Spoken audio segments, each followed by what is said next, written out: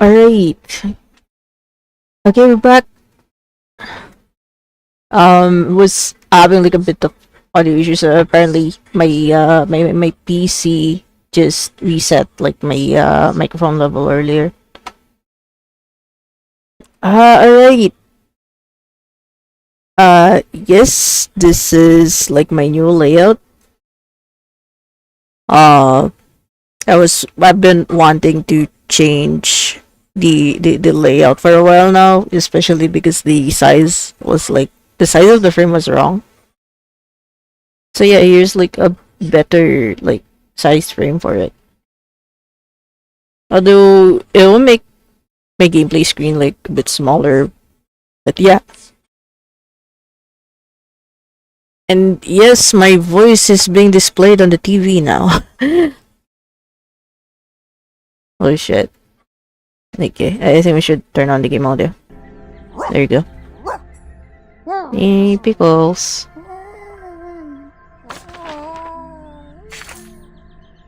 Yeah, should I still do the intro? Holy shit. Yeah, this is Yuru Zetto playing Reverse 1999 today. We're not playing Valkyria Chronicles 4 right now. As much as I do want to finish the game, I don't think like my headspace is like present enough to finish like Valkyria Chronicles 4. I'll probably try to stream it like some day like later later this week. Alright. I mean, it's been a while. I didn't stream any Reverse 1999 content like since since patch 1.4, which is a story patch. Yeah, it is because it is gonna be a permanent addition to the main story. You can see it here, right?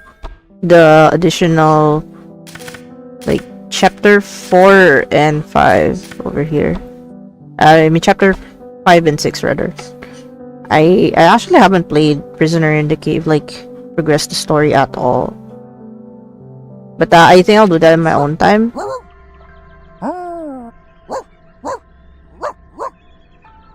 This is already like I've been clicking pickles for like to test the audio, the game audio for a while, so yeah. Okay, we're doing the patch 1.5 event right now. It's just a revival Uluru Games. Oh wait, I haven't done my rock paper scissors thing yet. Yeah, there's this mini event where you get to play rock paper scissors with Uluru.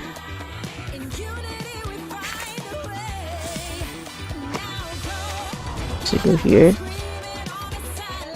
I don't think I have lost one RPS yet.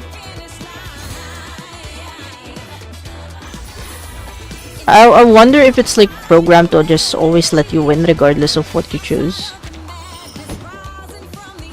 Yeah, so far I've just been winning.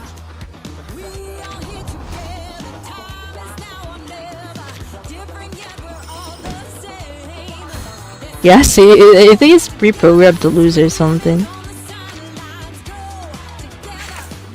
What's the point of RPS if you're not gonna lose at it? Oh jeez.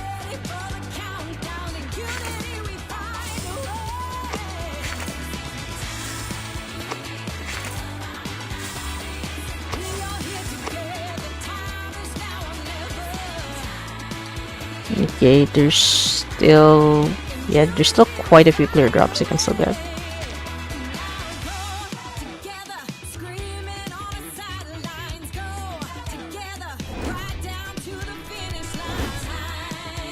It's still the same first event, right? It's just like it shows like a different I wasn't able to do Spot of this mini story or something. At least it's you.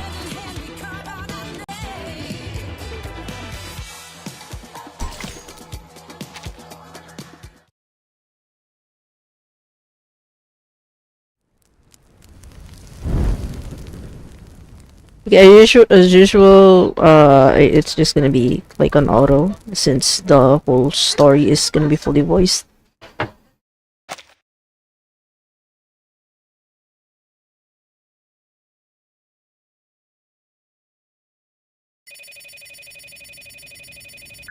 G'day! You've reached Desert Flannel.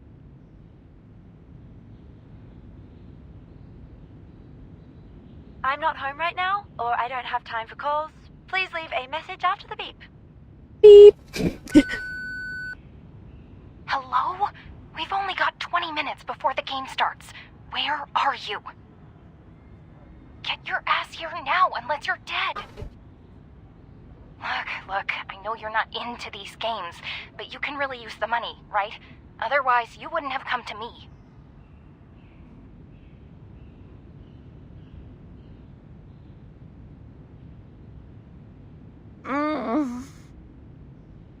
If you stand me up again, we're both screwed. Whatever. Just leave it to Thursday. Get up there. Thursday is crucial. I will get expelled if I mess it up. I'm begging you. Just come now. Thursday?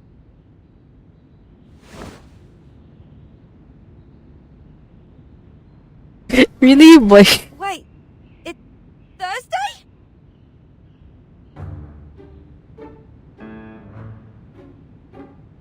She missed out on so many things. I will at least like read the translations. Not translation, narrations. A similar misfortune befalls someone else We too. missed the right junction. The roads are different from the map Mr. Slouch Hat gave us. It's too outdated to provide any useful information. Terrific. We've gone wrong again.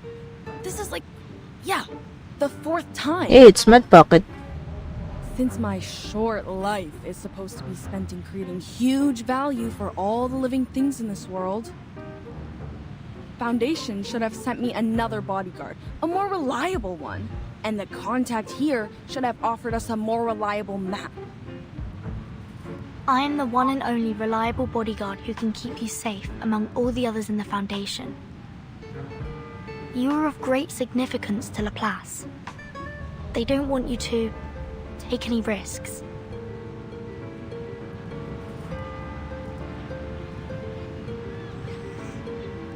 We can go back to the last junction or keep going forward. There is a trail about 300 meters ahead, and it leads all the way to the Rolling Croc bookstore. You want to check the map? When things don't work out one way, a researcher will find another. See? There comes another way.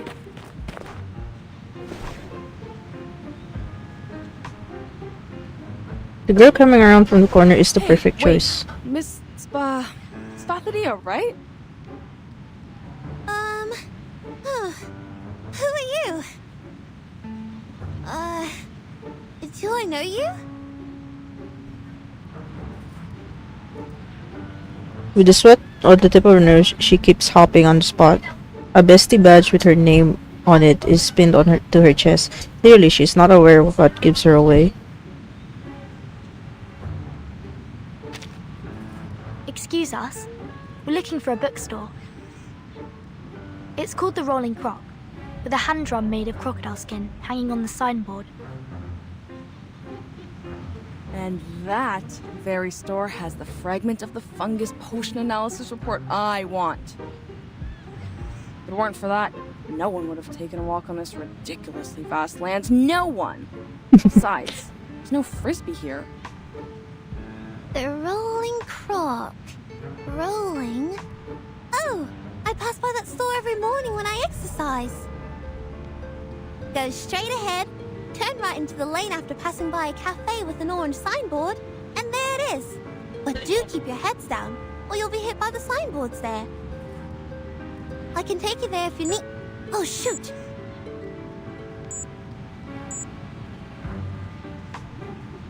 Warm-up time's almost over.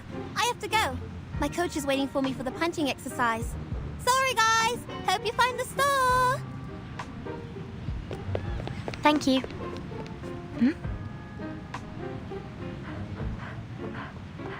Make way! Make way! Move aside! Huh? It's okay. Don't mention it. The girl is setting out again. Her crisp voice overlaps the Wait. approaching what? Stumbling? Someone's at the corner. Watch.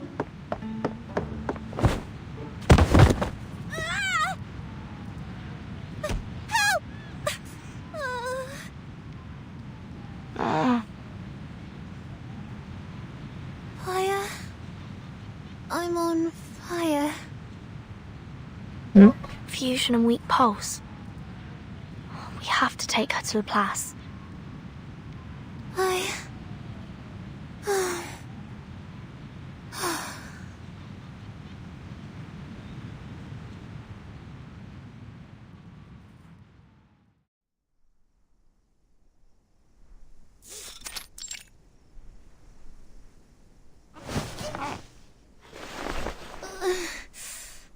I'm fine. I'm always fine.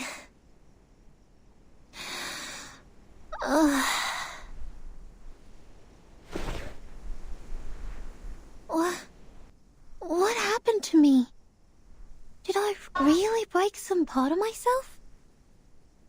They said I passed out, but it doesn't feel like that to me. My vest is dusty, but I don't feel any pain at all.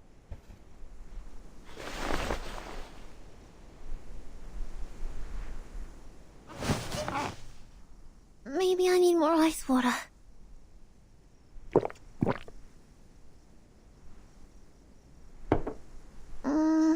No.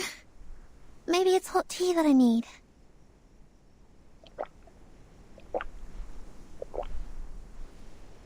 You just like drank all that?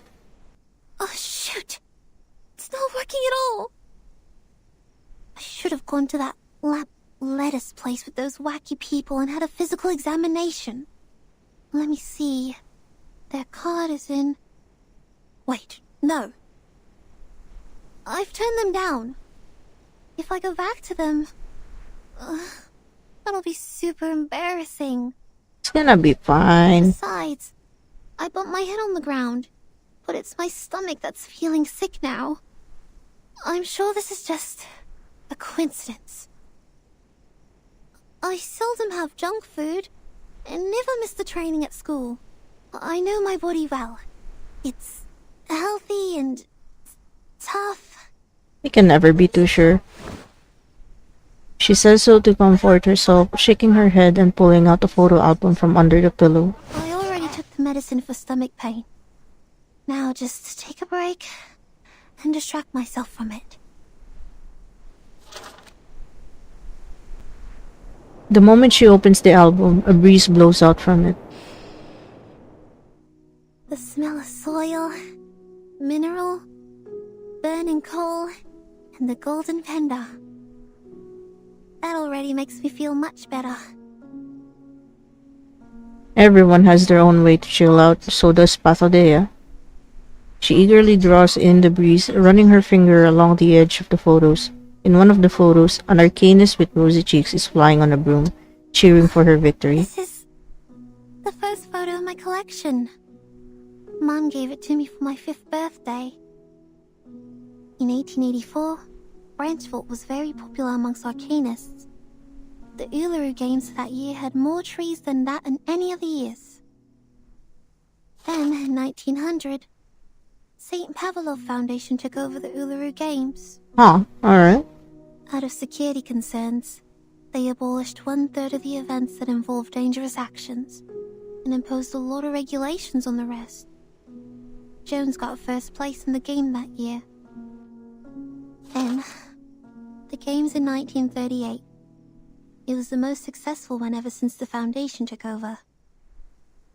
It was so successful, almost everyone thought the games would be revived and brought back to the public.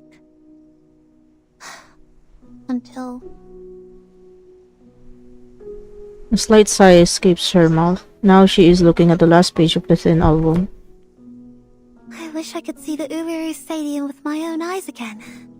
Even for just a minute. Like... like how I used to host the opening ceremonies in there. Back then, I stood on the highest platform, igniting a flame from the wood saturated by ointment, and then flew on a rosewood branch, following a canoe in water and gently pushing it forward. But the flame had a fight with me. I trembled with anger because she was such an unreasonable blockhead. Then my sight was filled with darkness. My sight? My sight?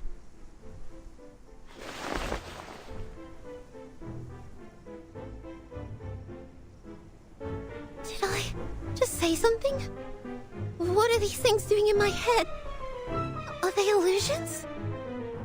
Ah. When did I go to the desert? Since when did I...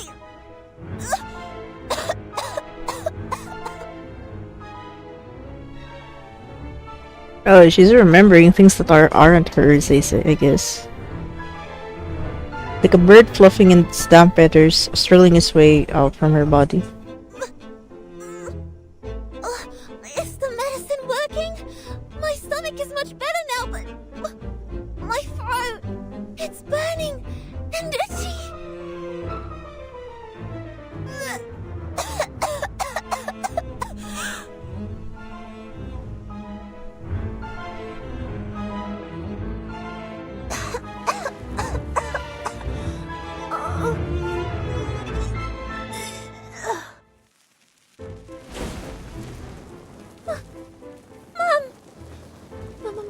Mom never told me we're descendants of the Red Dragon? Wait, what? No. I need to see the doctor right now. Is Gal like, good morning, you're an arcanist now? The freak.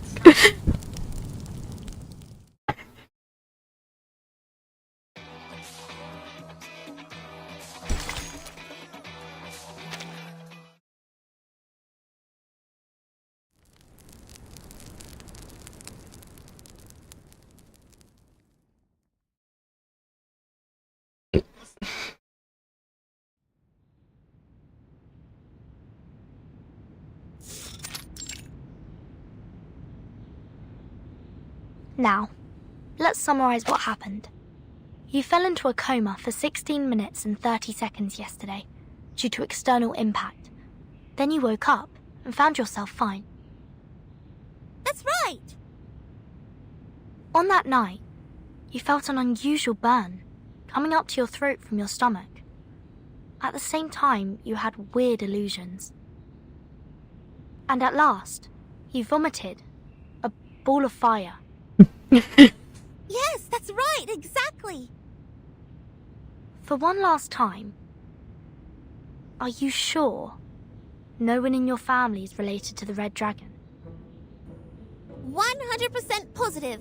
I checked all the family photos and medical records and even rang Mum and Dad. They denied every possibility of it.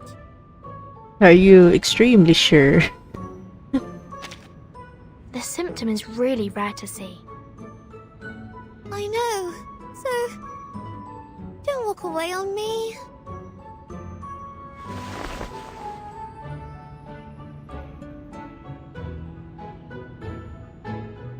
Are you really buying that? I don't doubt it. Then you're a fool. No nut. Would have lost all your clothes to any rorter that comes up to you if you wandered long enough on the streets. Jeez.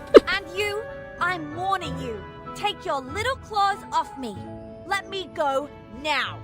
Hey, you were the one who burst out of nowhere and knocked me over. Now my brain's not working right and you're responsible for it.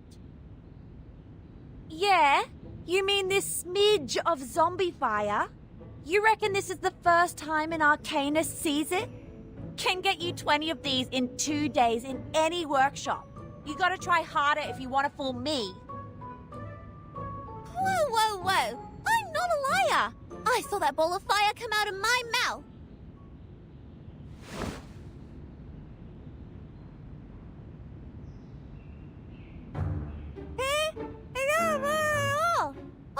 I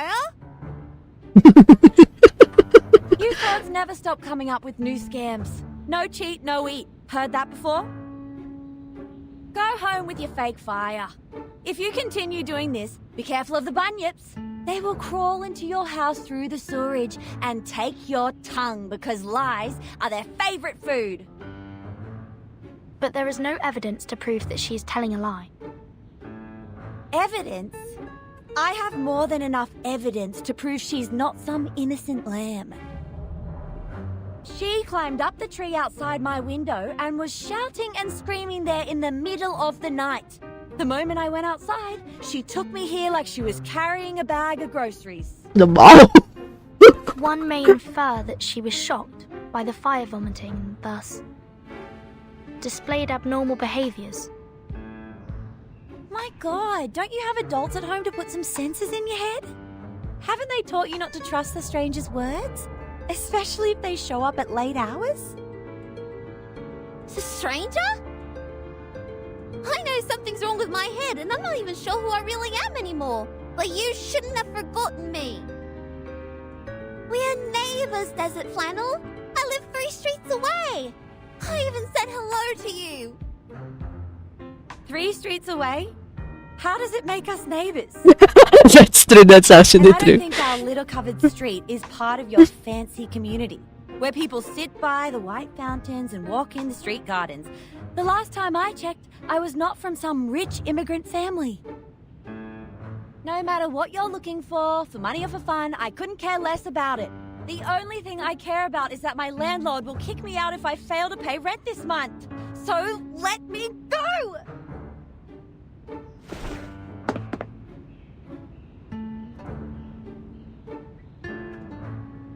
No, you must not leave.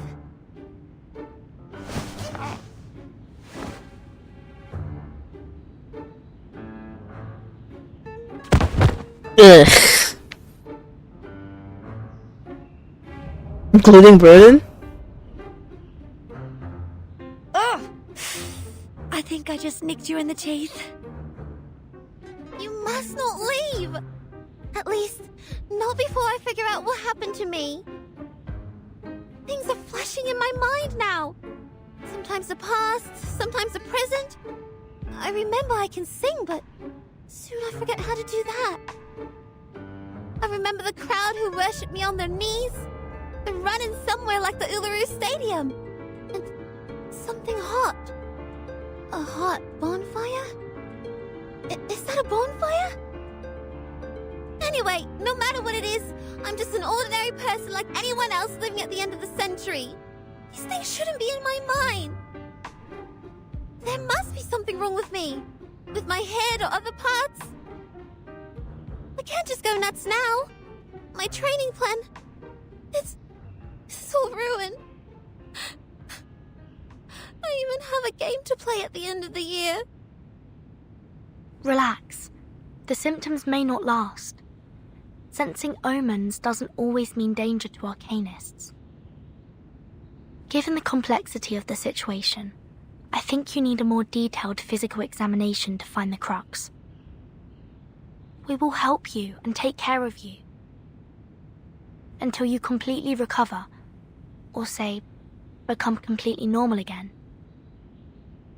You... Thank goodness. At least I can count on you. Both my mom and dad aren't home right now. I'm on my own. It's all over for me if the condition gets worse. At least, that's how it goes in the TV. Apa? Don't jump to the worst conclusion yet. Follow me. Okay. Thank you.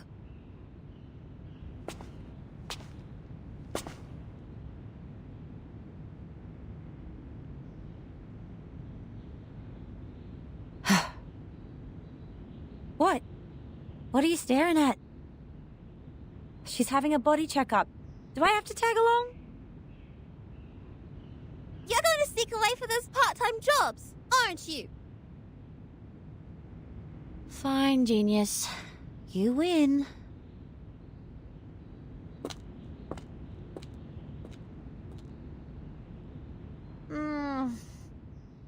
Oi! You with the suitcase. Do you know how I can get a job here? Looks like they pay their employees well. Wow.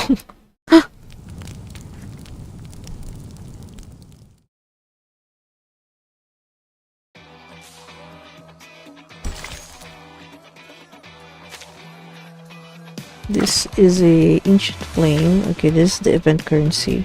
Okay.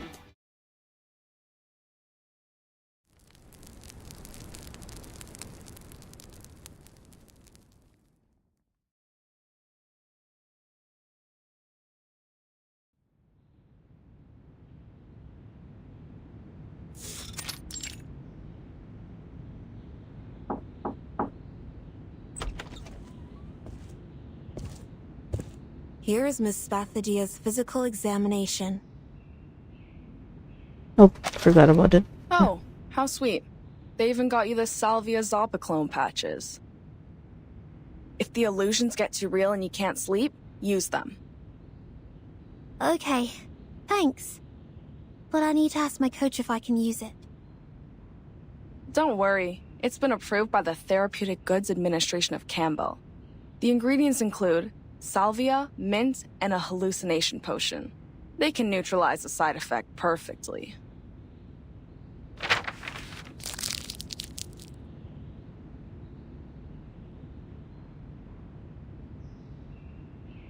Actually, you're quite the lucky one, you know. That old map shows there used to be stairs where you fell down, with over 100 steps. Thank goodness you live in the right time. Otherwise, you would have tumbled all the way down there. In that case, no one can tell what you would vomit, fire, or maybe something even worse.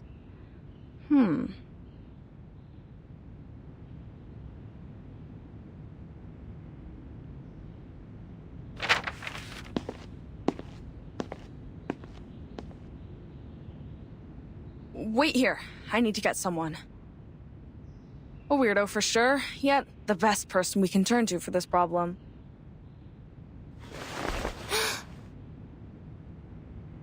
All right. I think that's the last thing I'd like to hear from a doctor. Would you just let go of my hand, Sheila? Or the good doctor here will have to cut this hand off later because of necrosis.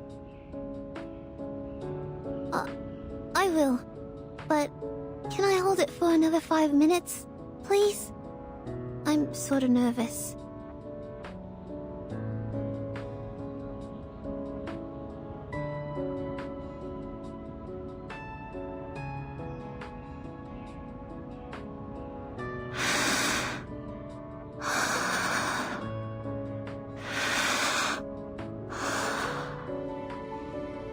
That's right. Breathe in, breathe out.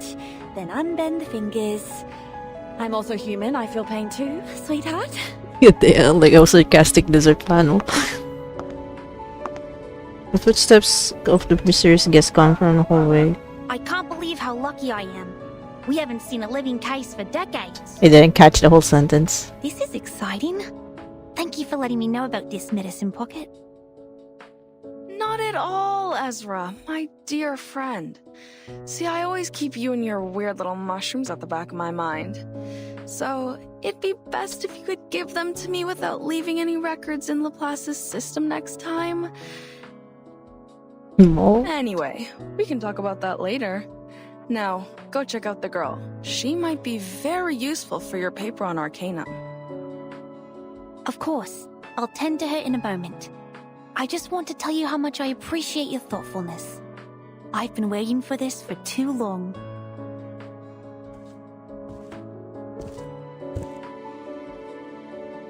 What?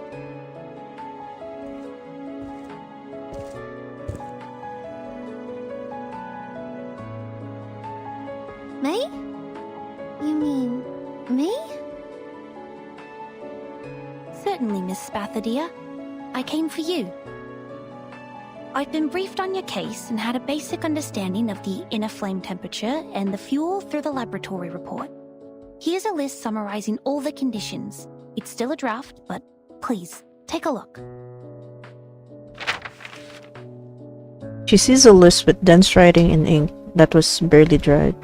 Since your condition is stabilized, and as a teenager, you're still in a developmental stage, I'd recommend you to run a test which is more friendly and pleasant to your nose.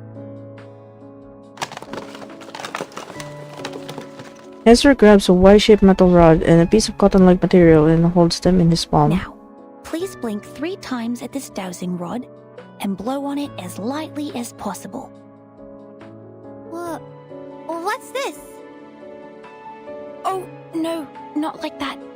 Just be gentle with it. Lower your voice so that you don't blow away the spores on the filter.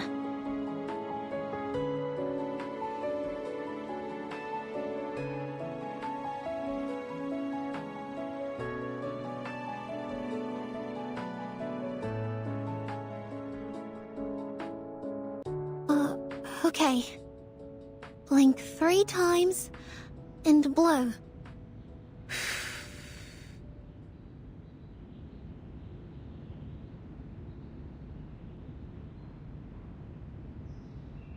And we're going to roll it up and fix it on the dowsing rod. Now time will do its magic. Doctor, is there a cure for my head? Wait, is that the smell of mushroom? It is related to mushrooms, and I'm not a doctor. Please forgive me, Miss Spathadia. I was so overjoyed I forgot to introduce myself. Hello, I'm Ezra. I'm a human researcher at the Laplace Australia branch. My research is mostly on the diversity of local mushrooms and fungi. I'm very thrilled to meet you. You're not a doctor? Just a researcher. And a human?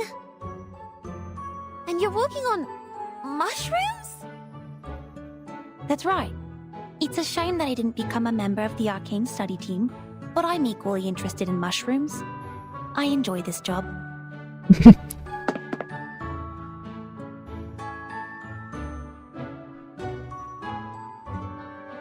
So, they get you here to treat me, which means I'm not a descendant of the Red Dragon, but that of mushrooms? I'm a fire-breathing mushroom girl? No, I'm not here to diagnose your abnormality, Miss Spathadia. You're perfectly healthy. Your brain CT result looks normal, and I can see you're in good shape. In a stricter medical sense, you're almost one of the healthiest people I've ever seen. Finally someone has a sharp eye. So the truth has been unraveled. There has never been any illusions, nor is anybody putting on some strange, absurd, fire-spitting show. And But she did not lie. Please, take a look at this. According to the analysis, the core of her fire consists of an obsidian gravel that has 22 evenly distributed layers. This is no modern thing. It's old, dating back thousands of years. what? What do you mean? Whose side are you on? Have I made it difficult for you to understand? Well, you'll know when you see it. Please bear with me for 5 minutes. Holding the metal rod, Ezra switches the buttons on the machine. The moss in the backpack exhales, letting out a cloud of mist. Have you heard of the reincarnators? Ezra unfolds the filter paper and holds the 2 ends of the rod. It's one of the Arcanist lineages, a rare kind. Since this power can only be randomly triggered, and its manifestation could happen anywhere, anytime, and in any fashion, it is hard to identify them when there is one. The most well-known case must be Dorothy of London. She fell down the stairs in her own house and lost every vital sign. But she woke again and became the ancient Egyptian Bentreshit. You're not saying that she's... Miss Spathadia is a reincarnator. Those so-called illusions are not a result of any brain damage. They were once real. It's her past.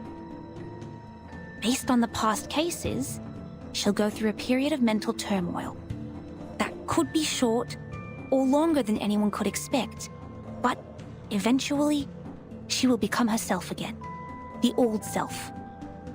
Oh. But how is that possible? Everybody knows that the reincarnators are just some lousy made-up tabloid stories. That's right.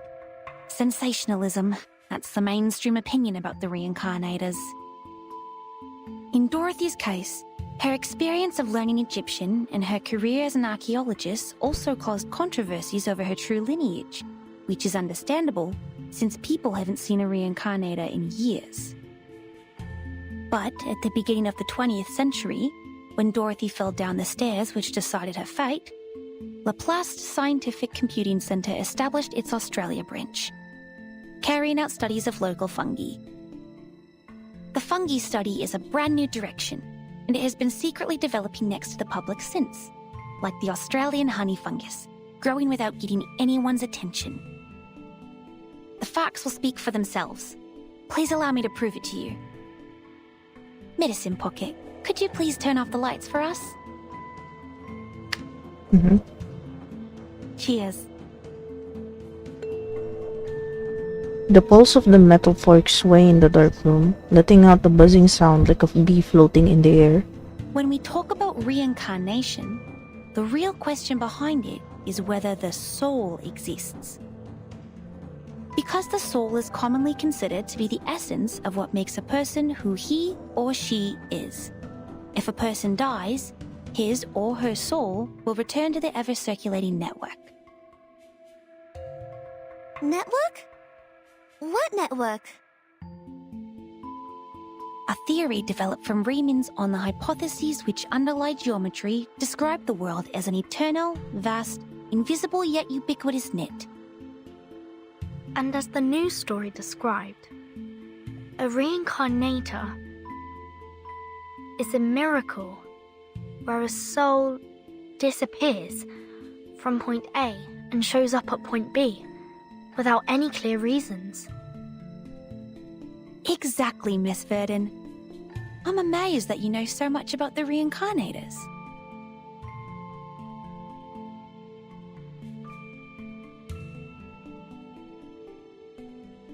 Oh wait, I forgot to The read. report described the reincarnators is incomprehensible and spontaneous. But the truth is, we've never gotten close enough to observe and study them. Huh? What's the shiny powder on my fingers? Spathody looks upwards and can't help from letting out a small cry. Gosh! It's like the neural network I read in the textbook. You have a sharp sense. You arcanists never cease to amaze me. The latest studies have shown that the working mechanism of mushroom flora may be similar to the brain's, and we have made some progress from that. This is why the study of mushrooms is important. It enriches our understanding of the reincarnators, for they are hard to find. You mean these things floating in the air? Mushrooms? The Australian honey fungus, the mushrooms living beneath the ground. It's a pathogenic gem that causes roots to rot. It was first discovered in a eucalyptus plantation in southeastern Australia. At the end of the 1970s, Laplace researchers who intervened in the local environment protection found that, unlike other fungi which reproduce through the spreading of spores, the honey fungi spread by the growth of their underground mycelia all over the forest. You think it's like that invisible net? Yes, a net hiding underground, in which you see an object disappear at point A and magically emerge again at point B. The reincarnators are very similar to Australian honey fungus in this aspect. And with her breath, a small amount of her saliva, and the dowsing rod, we will be able to find her net and map her movements on it. And when her gaze emblazes the Omphalotus nidiformis, Omphalotus what? Isn't that a ghost fungus? yes, the ghost fungus, the mushrooms that glow in the dark. They're called chinga in older times, which means spirit and soul, the sparkle of ideas in human minds. If the mushroom has simulated Spathadia's net, then these two light spots are... The one closer to us represents the current Miss Spathadia, and the farther and brighter one is what put her through the changes now. So... that's me in the past? And I will gradually turn into... Huh?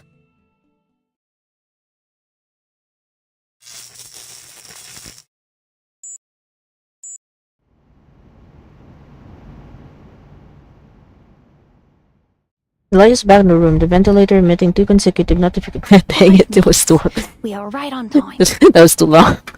Miss Desert Flannel, how do you feel? Damn it! If she's so badly injured, how much would the compensation be? Is this how my life will be? Being heavily in debt? God, he's just concerned about the money. Miss Desert Flannel, you're nibbling at your nails. You will get hurt from it. Please stop. Me? I'm fine. Are you talking to me? You were saying? Yes, I was asking how you're doing. Did you get my drift? I think. Well, I know it's highly unlikely that this little girl was hatched from a dragon's egg, but is it possible that she's just some kind of uncommon lizard? You know, the really ancient ones? Anything but a reincarnator. But what you said doesn't make sense. What do you mean it doesn't make sense? There was fire coming out of her mouth.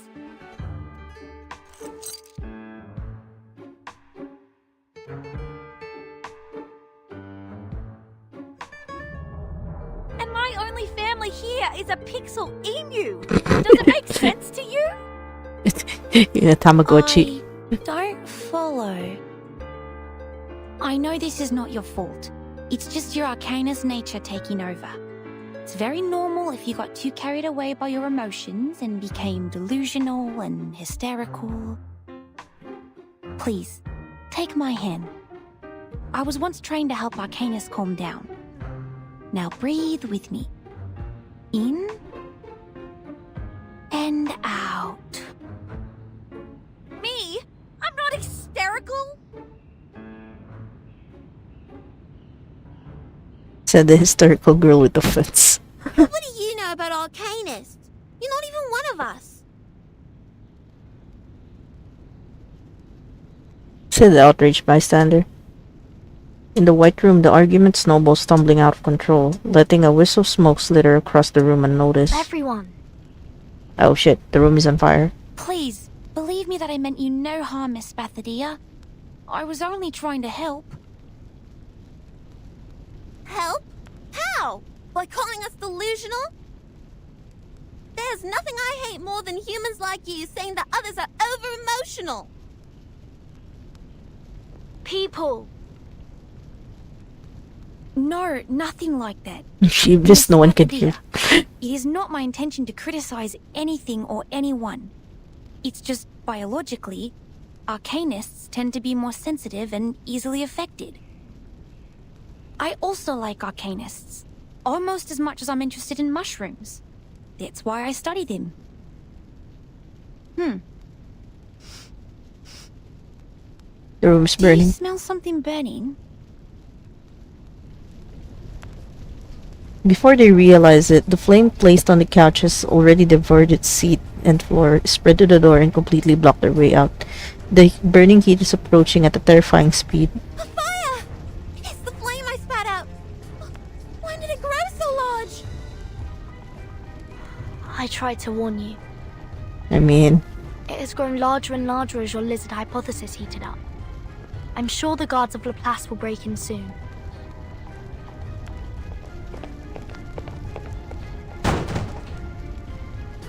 Security of Laplace Research Center Hospital taking over. All patients and non-staff, please follow me to evacuate the room. Evaluating fire level.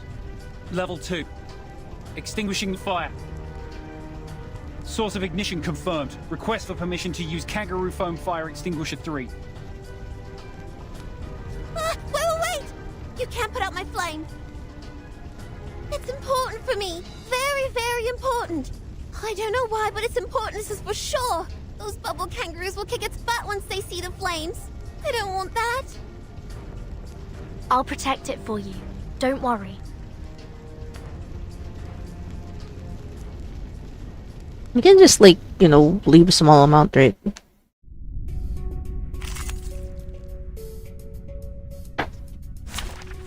Okay, recommended is star. Change to my team too. Well, yeah, Indika is weaker. This trial is mine to judge. Yeah, I can manage, I think. Actually, didn't see the level requirement for this.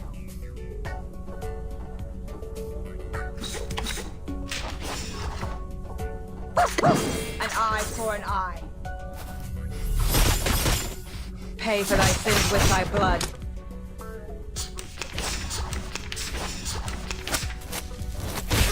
Peace and love. Peace and love. A tooth for a tooth. Everybody, let me see. Start me up.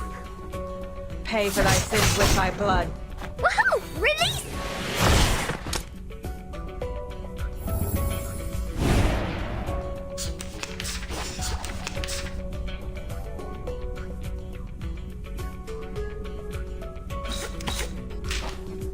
Are you ready to be blinded? The puppy agreed with your decision. Are you ready to shake?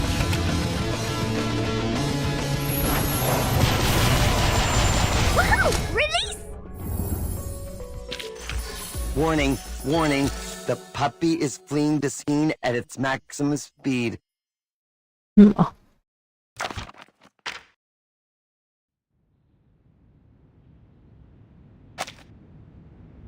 There you go. Now you're free from the fuzzy foam. Thank goodness. I mean, thank you. Though I still smell like a Joey, I'm much better now. In the early stages of arcane ability awakening, the rate of Arcanus losing control can reach 74.3%. But it doesn't mean that you can set a fire in the clinic of the Laplace Research Center Hospital, or fight the security to protect the flame. Oh, I know. I'm sorry. I didn't mean to do this, and I have no idea why my flame grew so large all of a sudden. That never happened before. I know I should have been responsible and noticed the anomaly earlier. I was completely lost in the argument.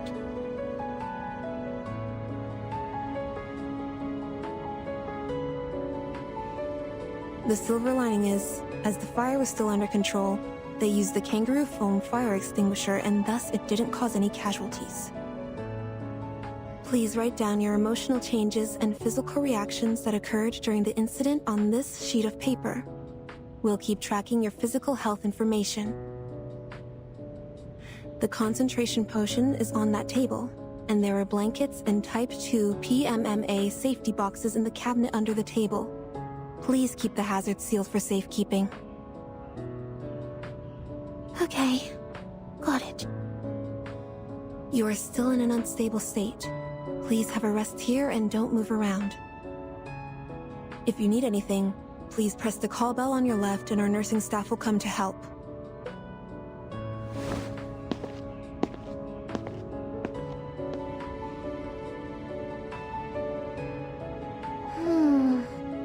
Well, in case we burn another room. The box she mentioned is... Oh, here it is.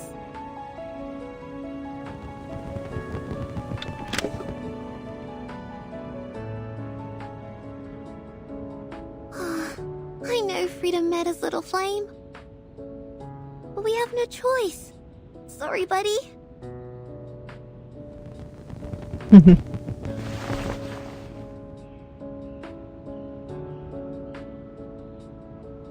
Alright, listen. My teacher said fire needs oxygen to burn. So I'll leave a small window for you to breathe. I have always wanted to see you. Talking now.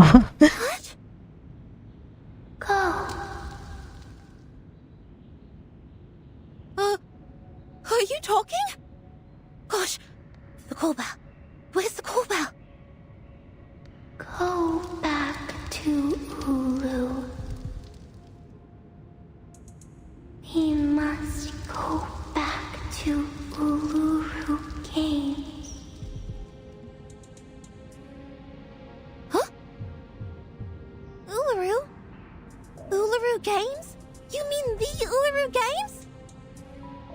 Oh, make it clear, little flame, make it clear! What's going on with the Uluru Games?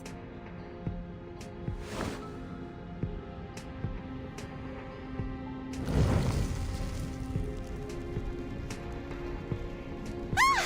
The fire! It's burning on me! It feels different this time! It's so... Can't even hold it anymore.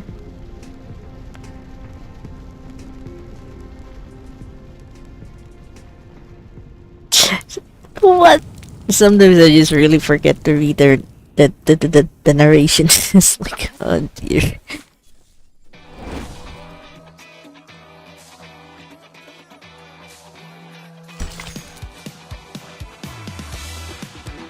Anyways, we'll be right back real quick.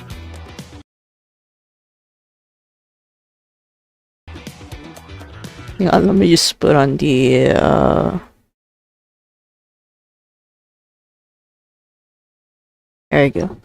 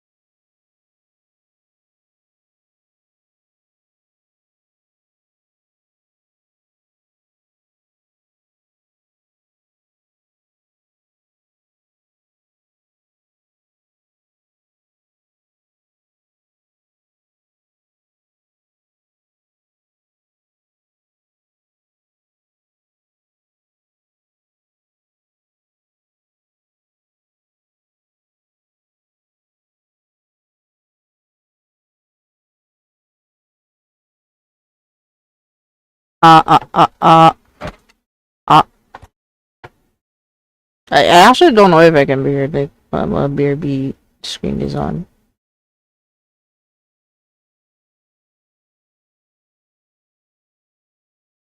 Okay, we're back. Yeah, I did get myself like a banana to snack on. All right.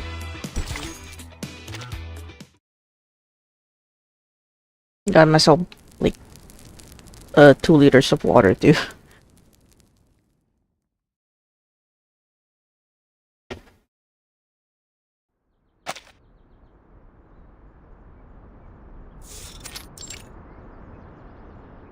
Yeah, this is the same graphic Is this from the Laplace fashion of dealing with emergencies? for Green Lake. I What? swear, if anyone walks past us now, schoolers or deros, I will be instantly killed by their silent judgment. Wow. As a matter of fact, when the patient or the subject becomes unstable during contact, it is necessary to isolate them from the triggering cause immediately. But we just burnt down the isolation room. No wonder head nurse Judith was so angry.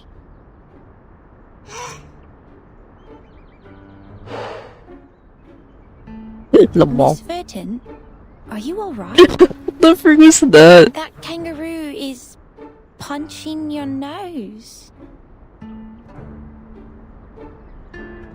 I'm fine. Is it literally just foam kangaroos? What the heck? So is the kangaroo. I'm sure Medicine Pocket will bring us the concentration potion soon. They'd better.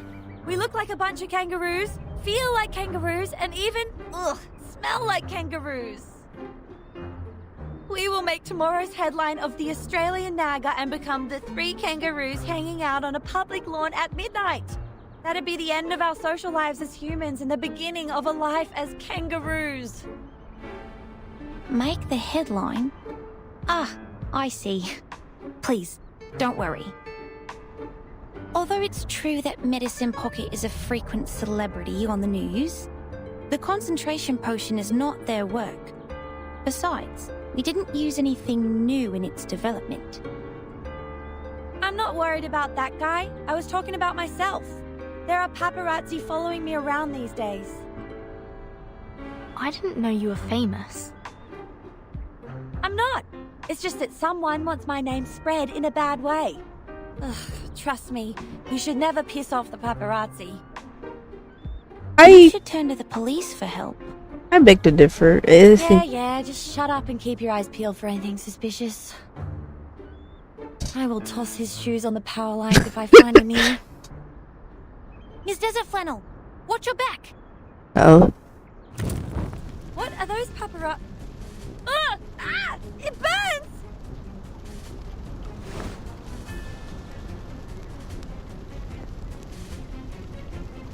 Is this fire? Miss Desert Flannel, the lake is over there! Get in there! Lake? I can't swim!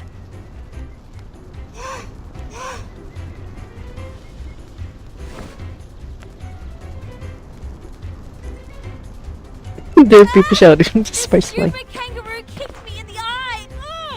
Move! I can't see where the lake is! Wait, calm down. You are not in danger. She is. Are you joking?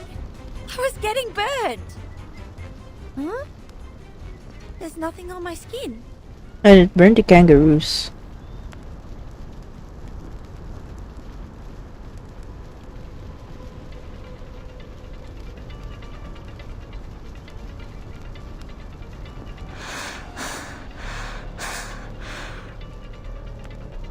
Race. The burning flame bounces from Desert Flannel to Ezra. It didn't cause any damage on me. Just burning the foam on my skin. Is that some new method developed to get rid of the potion? But what is Miss Spathadia doing here? The head nurse shouldn't have let an unstable patient walk around freely. Did she sneak out? Gosh, mate, she's on fire. Does she even remotely look stable to you? What the fuck? Rise like a dew, stepping on the red soil where vines and woods grow.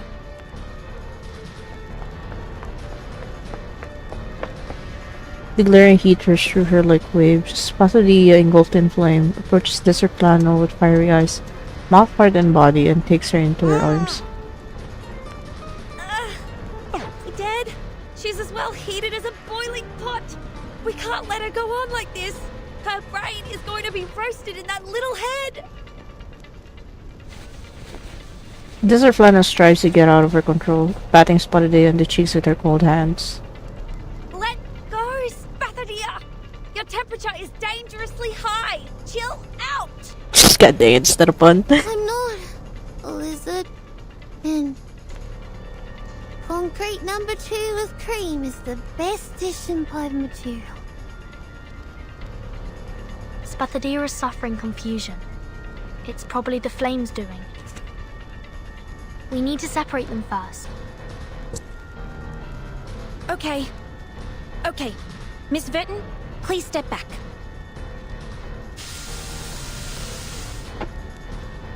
Oof. Oh. Sorry about that. A mist of color turquoise blows toward the girls. Oi! What are you spraying? I'm still here! Hey! Oops. Soon, both Desert Plano complains as Pasadilla's sleep talk quiet down. Oh, is that sleep spore? This is just some spores, Miss Desert Flannel. Worry not. They are the tranquilizer that the locals use to pacify animals and was once widely used among Arcanists in early times for hunting.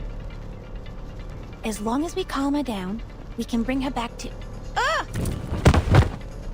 However, the fireball girl hits everyone in front of her, like knocking down all the pins in a row.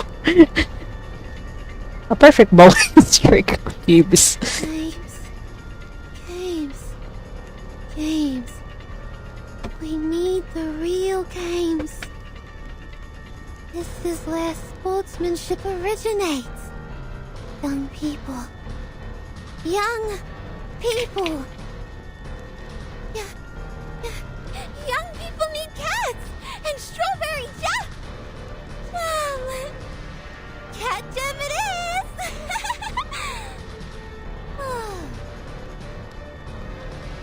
Did I use the wrong mushroom? Miss Spathadia has become even more restless. What about Miss Desert Flannel? Is she... She's out cold. Ezra managed to look up, looking at the turquoise green mist without dusting No, you himself off. didn't. She's behaving exactly the way you described. Oh dear. Miss Desert Flannel?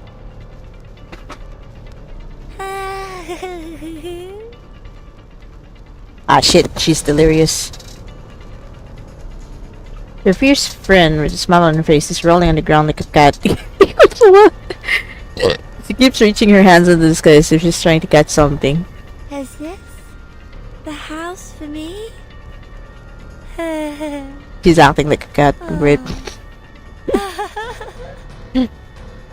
Does this mean I don't have to pay rent anymore?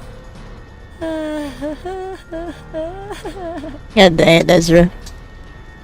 Looks like this is how she has her mental break. I will bring her back to normal immediately. It won't take more than 5 minutes. But I think Miss Spathadia is going to attack again. What ye need is the reopening of the gate to the scorching land. And the retrieval of the rock. And her fire is getting stronger. Get down! The moment they duck, the scorching hot fire flies over the top of their heads. We are running out of time. Let's deal with the burning issue first.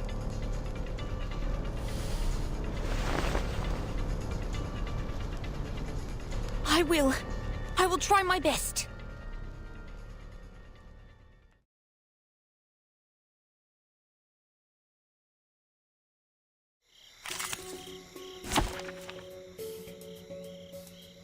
Recommended mineral. Or The puppy wishes to come along.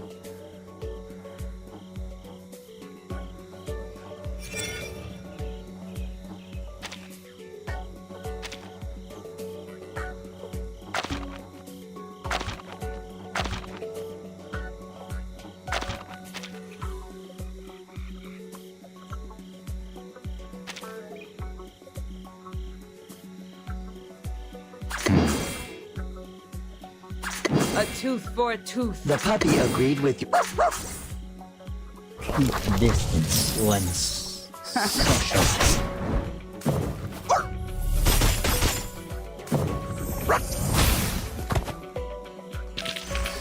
Хорошо. I'll go back there.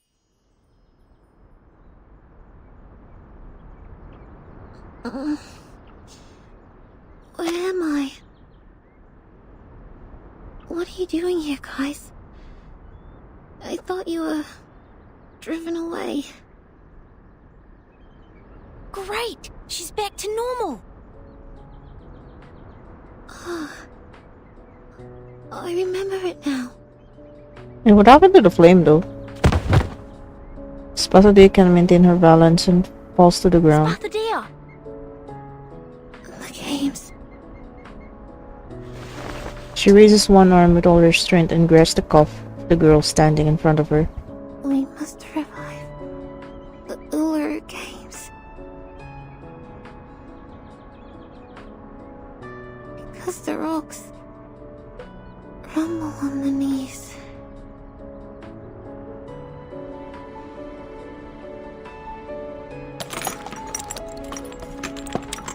I've heard what's going on. We will check if her organs are injured by the high temperature after returning to Laplace. You can visit her tomorrow after 11 a.m. Can we visit her? I thought you will send her to the wards on the 13th floor. Go with the flow when you can't fight it.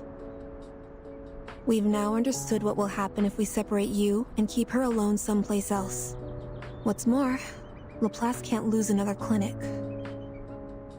I see. This is great, thank you. The white ambulance drives away from the street. So, are you sure those mushrooms won't cause any damage to my brain and body? Like lower IQ levels, lung diseases, or skin allergy? If you think it's necessary, I will accompany you to Laplace for some follow-up checkups. Of course, you don't have to pay for the tests. The fee will be deducted from my salary. Please, don't worry about the money. Okay, enough. I trust you. I don't need a kid to pay the doctor for me. Besides, it's embarrassing enough to be put down by mushrooms. Not to mention that I'll be giving that guy the story he craved if I was hospitalized. That guy? Oh, you mean the journalist following you? Yeah, the paparazzi. Huh? Oh. Was that a flash? Speak of the devil. I don't know what curse word that is. Silently cursing, Desert Flannel scans the bush in the dark with a serious look on her face. Come out yourself! Don't make me force you! The bush rustles. Seconds later, a man stands up, his black shirt indistinguishable from the darkness, making his face appear as if it were floating in the air. Makua! Don't you dare involve others. This is between you and me. Is it just one person?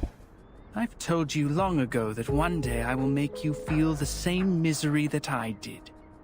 I have been following you all the time, and this is the moment. The moment of vengeance. Now, I have more than enough photos. As for these other people, you didn't strike me as such a kind-hearted person. I didn't know you were so shameless. Let's see what tomorrow's newspaper has to say about this, Miss Photographer. Oh!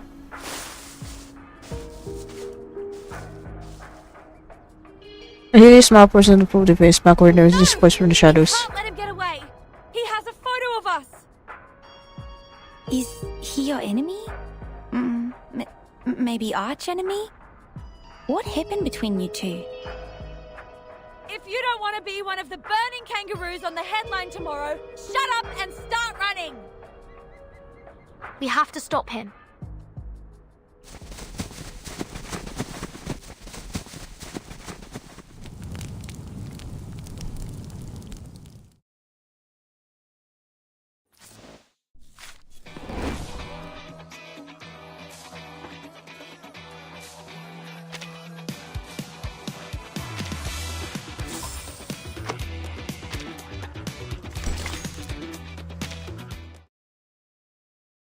Beep.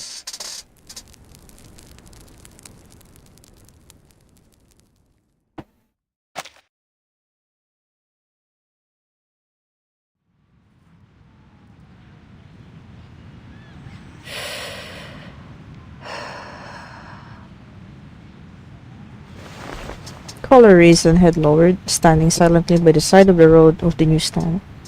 G'day. You got the latest Australian naga here? Nice choice. Everyone is talking about it. The strange customer snatches the paper from the newsstand owner and lapses into reading. A strange party held in the city park last night.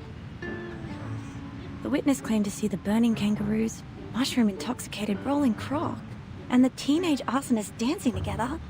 A secret event on the public lawn? The revival of the Uluru Games? Fingers clutching at the newspaper tremble. The newspaper wrinkles and breaks. It saddens us to admit that the recession and inflation have walloped some young adults. They were crawling in the park at night, groaning and moaning like beasts, dragging themselves along and losing consciousness. The voice, the figure, the temper, and the reaction all seem familiar. Wait, your voice. You... Do you have to talk to me right now? Behind the rustling newspaper is a familiar face with frowning eyebrows and bloodshot eyes. I'm busy hating my life. I don't have time for your little chit-chat.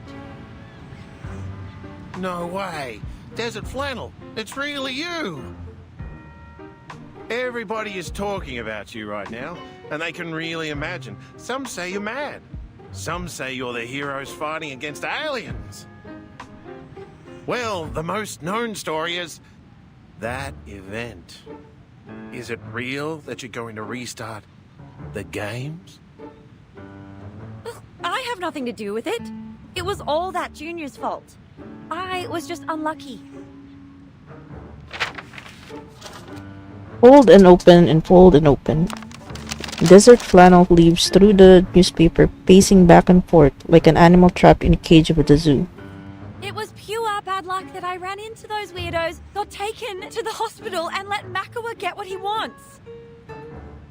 I shouldn't have let him get away.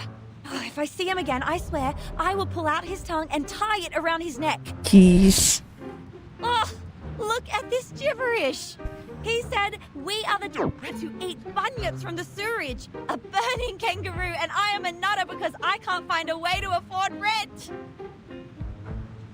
Oh, this is great. I might as well be a kangaroo. At least it's true that you're banging your head against the wall for rent.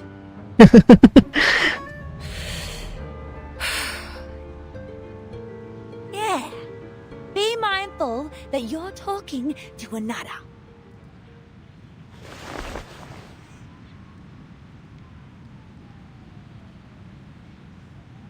Everybody to shelters, the newsstand owner returns. Getting it. Whatever. I will soon lose my part-time jobs and be kicked out of the house where my granny lived for decades. The crumpled newspaper is thrown into the newsstand, and Desert Flannel puts her hands back in her pockets. I'm heading back. Let me know if you know of any job vacancies. I can do a lot of things. As long as the money is good. Nah, as long as I'm paid. That low. Wait, Desert Flannel, come in take a look at this. A delicate wooden box is placed on the crumpled newspaper with a lot of tickets inside. So many people came here this morning asking about the Uluru Games. And 1 hour before, the Scissors Jerry brought me this. This is a pre-sale ticket to the Uluru Games? I've sold over 50 tickets at a unit price of this much.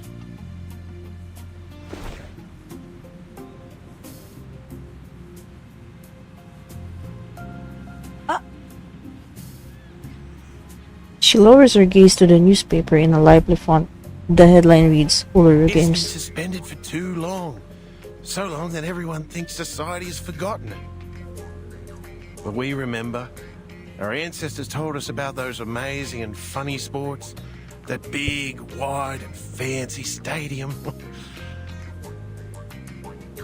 I all remember it. Even looking forward to it. And even bid up for a fake ticket. Mate, did you get more of these from the other gangs? 2 boxes left. Holding the cigarette between the knuckles of his index and middle fingers, the owner squats down behind the counter. His hands lift up, holding two even bigger and heavier boxes. His voice These are comes, from the "Oh, Slicky jeepers." and Eucalyptus Brotherhood.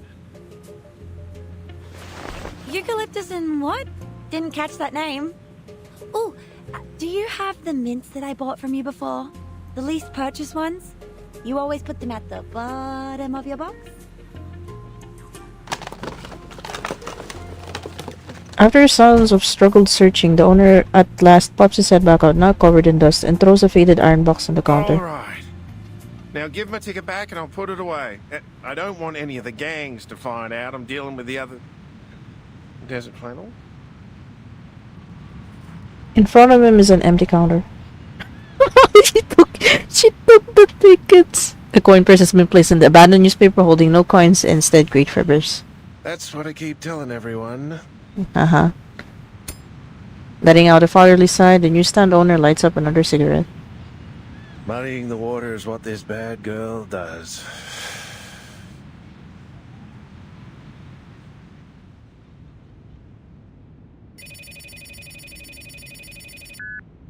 That's right. Desert Flannel has taken the fake tickets with her. The ones from Clippy, Slicky, and the Eucalyptus Brotherhood.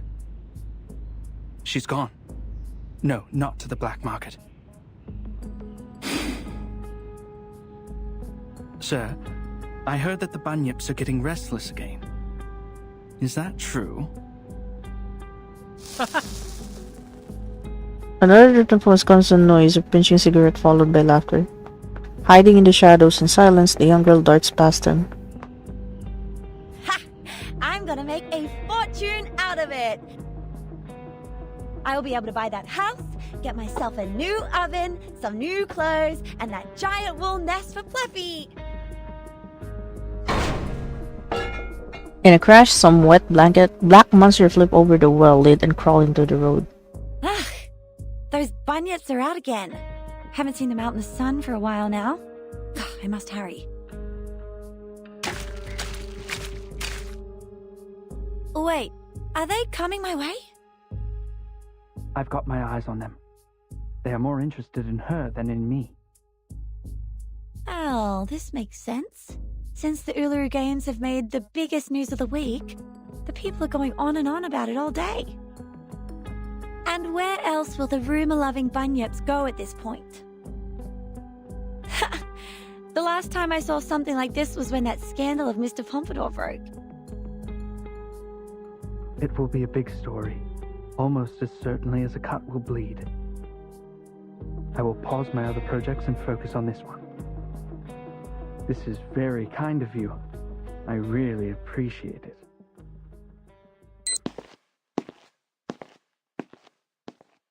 Nobody, not any arcane creatures, can stop me from getting rich. Let alone that you haven't eaten enough rumors to grow into a 3-floor high and multi-legged gigantic monster. Boop, boop, boop, boop. Clappy, give me a hand. He swiftly takes a few steps back and presses the on button on the digital pet device. A giant emu jumps out from pixels, fluffing his feathers. Oh, that's our arcane skill, alright. Ha! Like that smell of rumors from the ticket box? Come get it yourself!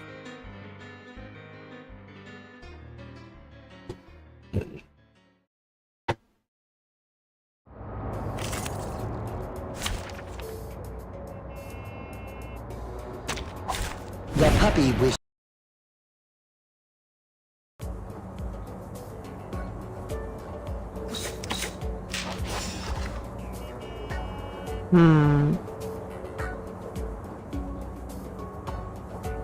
Stop it! They're just little games. Nice! Left hand up. Now right hand up.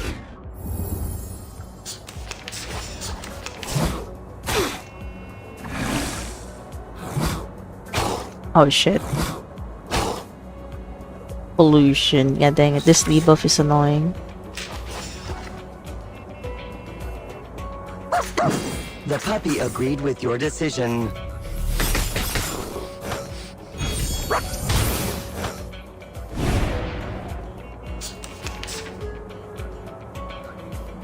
Start me up.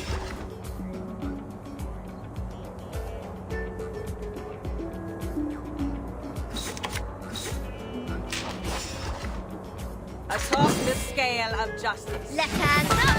Now right hand up. Feel its pain and know with regret.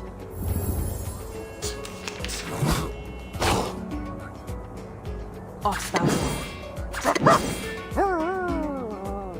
The puppy agreed with your decision. Thou shalt make an atonement for thy sins in full. Warning, warning. The puppy is fleeing the scene at its max. Told you I'm super healthy. You should let me go now. When Arcanists were first introduced to their power, they would experience a 4 to 12-week adjustment period, during which they may suffer emotional breakdowns, strong hallucinations, or frequent comas. Hey! Stop! Stop it! I have something very important to do right now. I mean it. I'm not gonna waste my time here. I'm fine. There'll be no more confusion, mental breakdown, hallucination, or coma. Something very important. What is it? The young girl stares at Ezra for a doubtful long time and finally talks. My flame talked to me last night.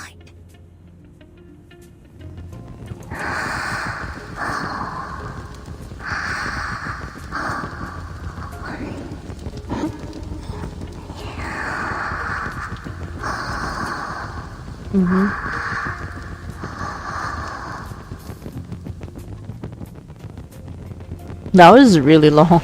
Like, the flame keeps hopping at a steady pace. Spazo the pets it like a... It's asleep. I think it's exhausted after our rampage last night. Is the conversation about your changes? Of course. The moment I touched it, it crawled along my arm to my mouth and went back to the stomach. And all there was left in front of me was a black wall. Sorry, I'm not quite with you. Perhaps you could start from what happened then. Sure. I don't remember it well, though. They were blurry memories. Imagine you're looking at a plate of bacon and eggs through 30 layers of frosted glass. I had to get close to the glass to barely feel them. I remembered you were there, but there was also a clear window. I saw complete darkness in the window for most of the time, but there were pictures flashing by sometimes. I believe that your memory is a reincarnator. Just like what's written in the books. Hey, let me finish! Let her cook. Not Sorry. literally. I was too excited because this is the first time I see valid proof of reincarnation. Please continue. Ahem. I think that's my memory as a reincarnator. I saw my own body in that window, just like the one I'm looking at here. I saw a lot of flames, wobbling lights, and people. The lively young girl takes a deep breath and presses her palm against her chest. My heart has never beaten that fast. Yet, the fire in my body seemed completely natural, as if it was destined to burn inside me. It whispered just one phrase to me, again and again. Like what you mentioned last night? Yes, the Uluru Games. I must revive the Uluru Games. What are you going to do?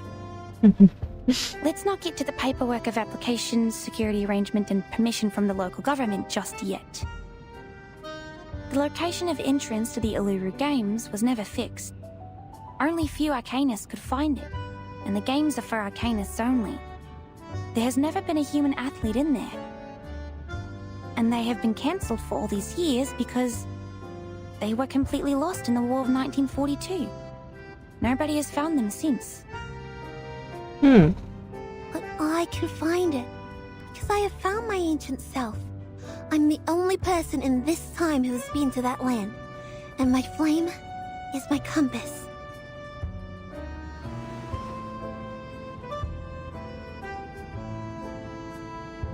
Though I have not yet figured out why my memories are all about the conflicts with the flame, I felt so whole again when we burned together.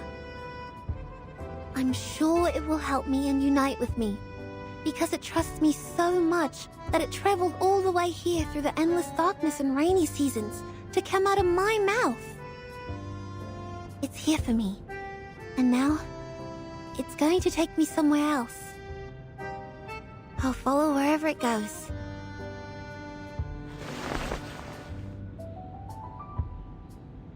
She sees the covered visitor looking at her with puppy dog eyes. Verdun, you said you would take care of me. Would you come with me? I need a revival squad, and friends who understand and support each other, just the way the Flame and I do. By then you'll go to the stadium too, and we'll run together. I promise it'll be a wonderful place where you'll never regret going. You will enjoy the Uluru Games. I've seen pictures of the Uluru Games in the school library collection a long time ago. I was not a fan of the routine physical fitness test at school, but I don't think any Arcanist would say no to witnessing the revival of the once magnificent games. Oh, so... I'm more than willing to join you in bringing back the games. It will be a wonderful new beginning. A handshake is offered and accepted to symbolize their successful cooperation. Wow, yes! Thank you! I see. You're shouldering extremely important responsibility, Miss Bathadia. I will apply for you to be discharged and explain all this to Judith. And thank you, Ezra! I won't forget your contribution to the revival of the Uluru Games. I'm deeply honored to have this chance to help. Then I will get the paperwork done and go back. What's that for? I need to prepare as many mushrooms as possible, so that I can better assist you on the way. You? On the way?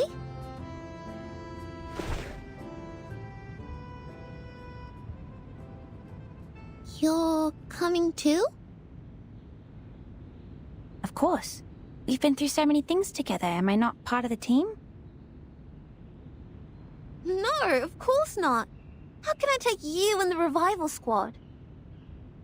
The games are meant for Arcanists. You've read the documents, right? Since the very beginning of history, humans have made countless attempts to find the entrance to the stadium, yet none of them made it. It's just not for humans.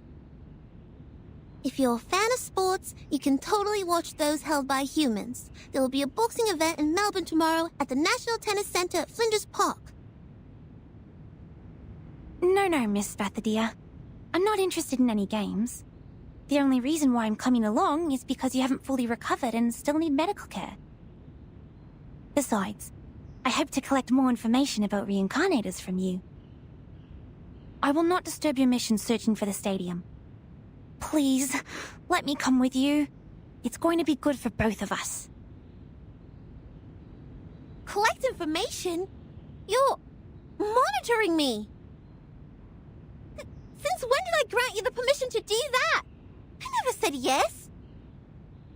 I don't want to be studied or published on newspapers like the reincarnator you talked about.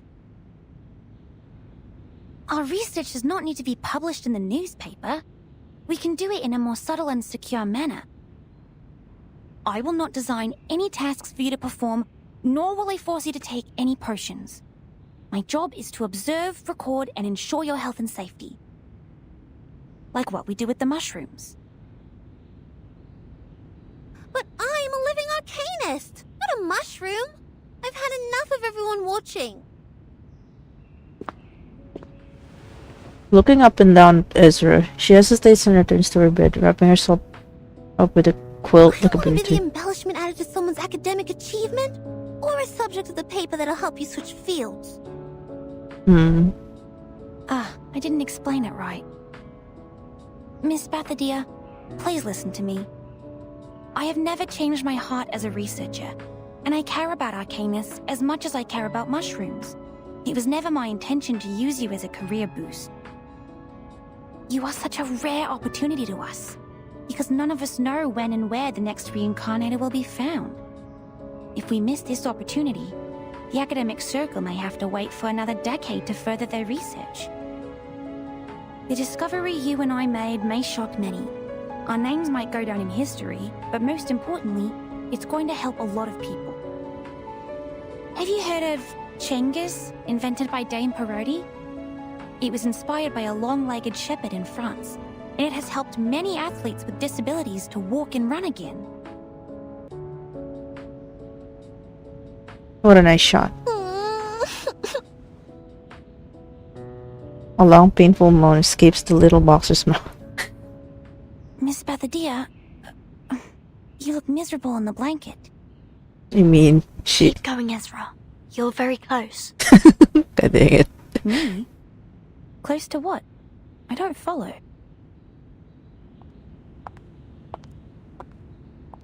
Close? Well, speaking of close, guess who is close to becoming the most Oh, Desert Flannel. business person here? Desert Flannel? Where have you been? Bean. What are the white eyes for? I'm not some monster crawling out of the sewage. You just fought a bunyip, right? He scrapes the mud from under his shoes and thrusts into the room. You look a cheering. mess. What happened? I didn't ask you why you were crouching in bed like an ostrich, did I? So maybe you can return the favor and keep your nose out of my business, yes? And what really matters is the good stuff here. Oh yeah, the fake tickets.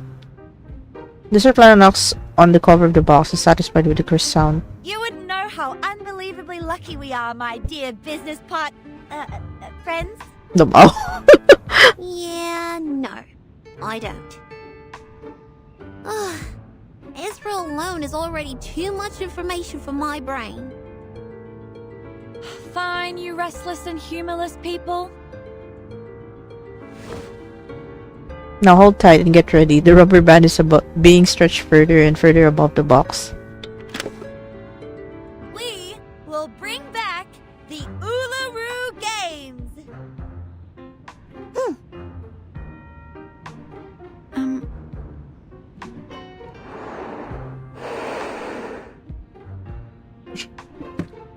Hey, what kind of reaction is this? Why are you quiet as stones? This is a great idea, and you're giving me this? In the room brimmed with wordless doubt and silence, a hand reaches up from beneath the quilt. Alright, join my revival squad. Handshake? Handshake. Then No, not you. Jeeves. Spatha there retracts her hand away from the burrito in a movement so fast it blurs. On the choppy waters, several buoy balls are connected together. They are floating towards the depths of the pool hand in hand. What? What's this description?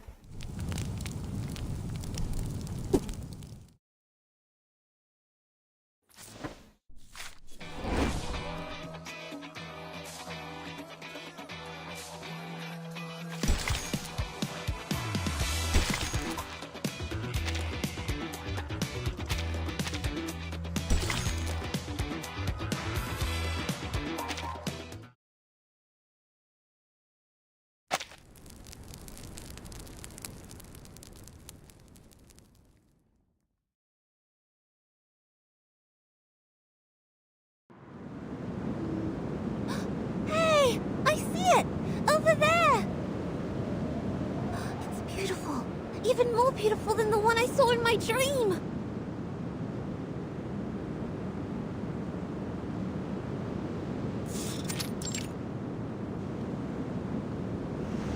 The Greyhound bus closes the doors and drives away, honking and leaving the girls standing by the road in a puff of dust and smoke.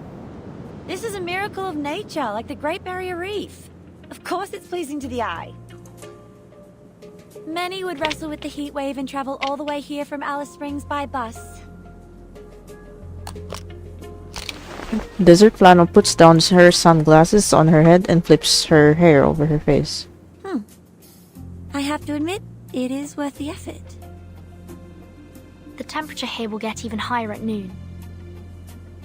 Ezra has prepared plenty of cooling tablets and water in the medical kit for us. If anyone still suffers sunstroke, we also have the budgerigar coat as an emergency measure.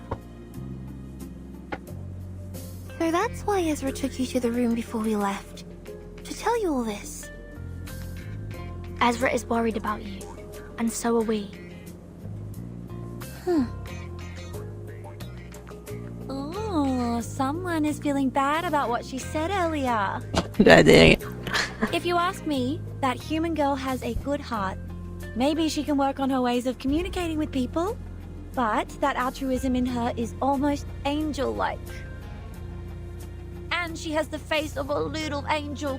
Wouldn't be such a bad idea to put her in some baby care commercials. I heard those things pay you generously. I might as well ask what she thinks. She actually thinks that she's a girl? Go forward. Ezra's a boy. It's talking again! What? Who's talking again? The flame. It's talking! Didn't you hear it? Maybe only Spatha there can hear him. It sounds the same to me. This is just the sound of fire burning, snoring like my late old man. Well, maybe you can also try turning off this little thingy's TV.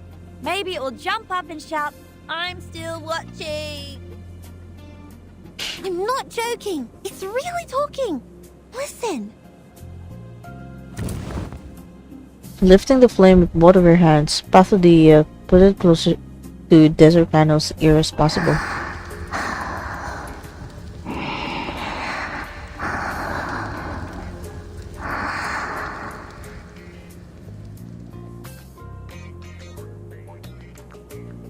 Desert Flannel looks more and more alarmed in silence.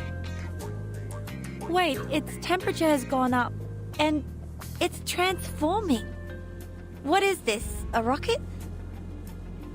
No more waiting. Oh. Did it turn into an arrow? Alright. As swift as an arrow, the burning fireball radiating heat waves flies towards the other side of the desert. Hey, hang on! Where are you going? I thought we were good friends! Are you judging me already? Yeah, she's just telling you to move. The eagle Spatha is the first to catch up in time. Behind them, the Greyhound bus is in the distance is starting Everyone, again. mind your steps and keep up. A race in the desert. Ooh, great.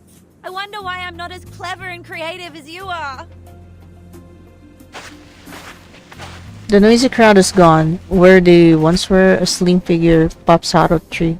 Miss Verdon. Was she talking to me? She always looks over. Perhaps she knows that I'm following them. I mean, it is a burden. But no. I'm hiding well. They shouldn't know. Mumbling, Ezra sketches a fire pattern into his sketchbook.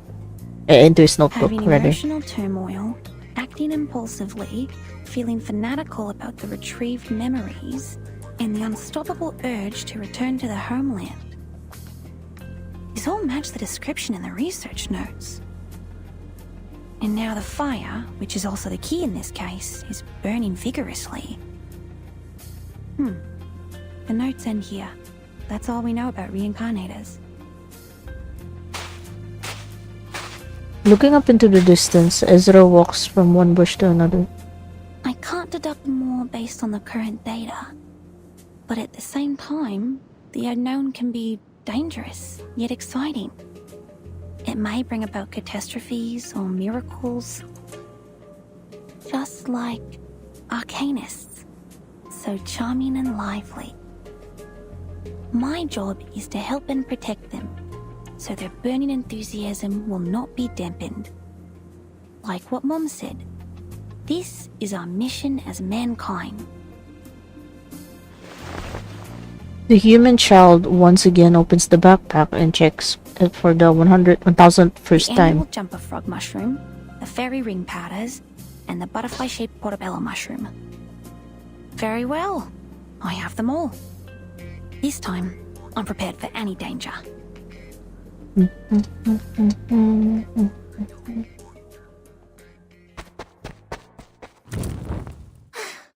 Gotcha! You're not running away from... This is the beginning of the journey. OCG. Beginning of the journey? No, we set off from Melbourne. We're close to Uluru now, so it's almost so distant. Gosh, what are these? Looks like a more intricate map. These are murals. No, they are reliefs. All the marks are carved out of the wall. These carvings existed long before any murals. And they are rougher. Of course they are. Just think, when did our ancestors learn to draw with paints? And when did they start carving with sharp stones? They're beautiful. Like star trails, one circle in another. I think I've seen them before. They feel familiar and make me thirsty at the same time. Look, this circle's just like a spring. We don't need a spring. We brought water ourselves. Drink as much as you want. Look here. These are most probably some ancient relics. This one looks like an animal, and this a plant. And what is this? Birdie. They have something to do with people's lives. These marks have to mean something. Maybe they will lead us to the entrance to the stadium. This is a time when Spathadia's opinion matters more than ours. Come, Key Girl, take a look at this. They can't find the girl who was talking about her thirst anywhere. The water leaking from the fallen dusty covered cup is absorbed into the hot sand. What? Just vanished? Spathadia? Where did she go? And that fire, they're all gone.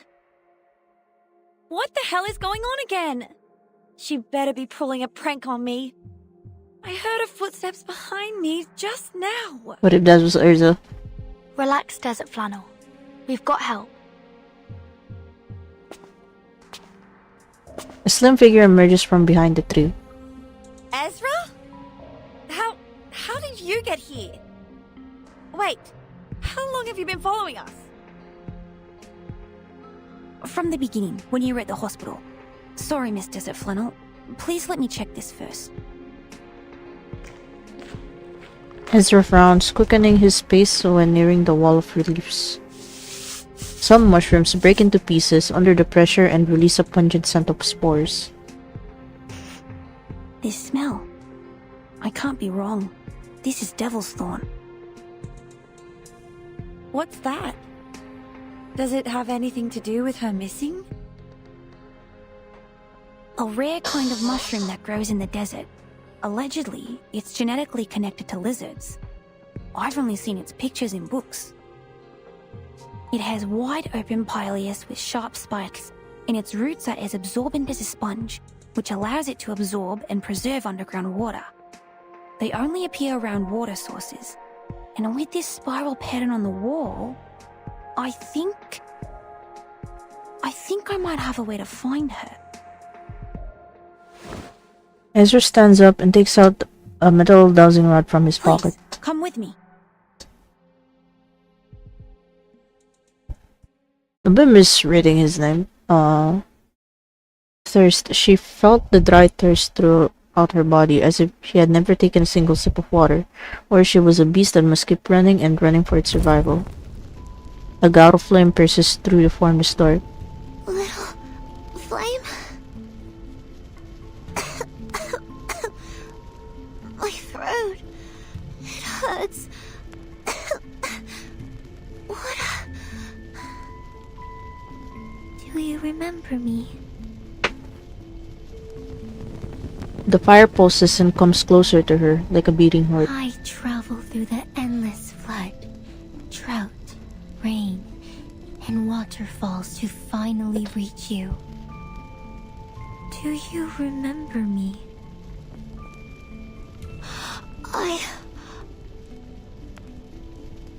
Her dry throat keeps twitching as if a toad was resting there.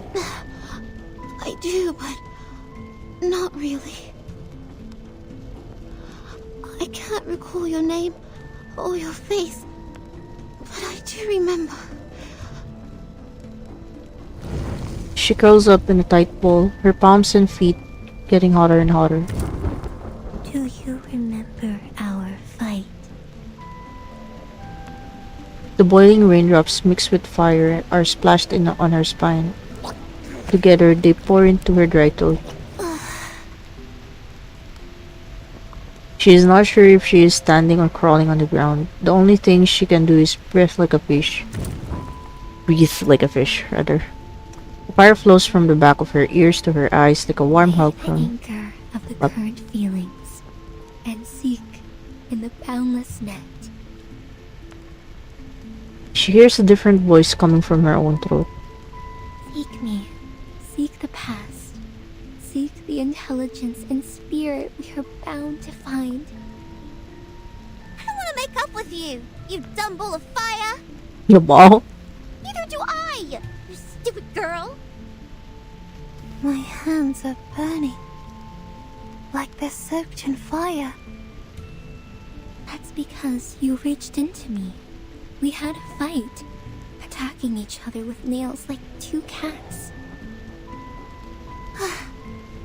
This is just like the day we first met. The scene in her mind becomes clear. She can see the clue of this ancient memory within her reach. I can feel my knees trembling again. I know this game. A sport which is not popular enough to be included in any commercial or professional games. It's also the sport for which I've been secretly training myself every day after lunch. The light bulbs picking game. Malingi's harvest. No. No. But these are not light bulbs for the athletes to pick up from the ground, but fire. And I don't have such a burning campfire at home. It can only be found here. Beside the flowing spring, under the starry sky, on the scorching sand, I saw the burning campfire and the sparks scattering in all directions. My hands surrounded by blazing flames, I touched the inner cone again and again as I flew by. Immersed in great joy, I dove down from the air. At that time, our hands held each other in the flames. Our traces went on, from one torch to another. Yes, I know. I remember it now. I once drank the cold water in the spring and covered my limbs with colorful strips. I sang and danced until a pair of wrinkled hands touched my forehead. An elderly man staggers to his feet and rises from the depths of the dark cave. Good girl. My good girl. Your hands are dusted, but you win the game and your soul is sparkling. It's you who find the hottest fire for us. It's you who connect to it and make friends with it. I shall grant you the scepter and lead you to the highest platform.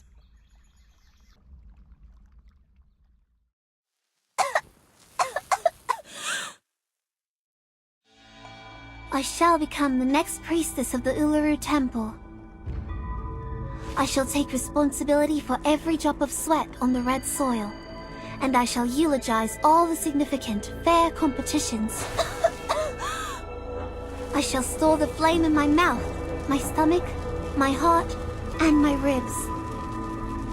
I shall protect her, not to let her extinguish, nor to let her go astray or away. I hereby swear, I shall be with the Uluru Games until forever.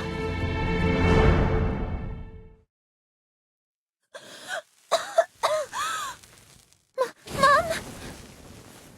Mom never told me.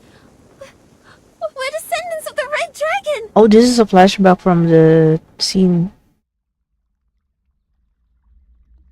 of like the first episode. I'm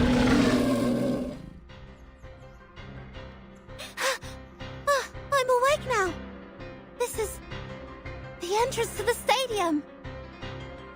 And that howl must be...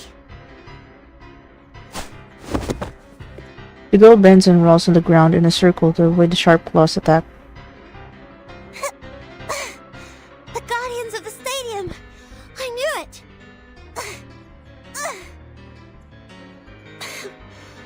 I'm too wary to stand up. Shoot. There's no way I can beat them just rolling around.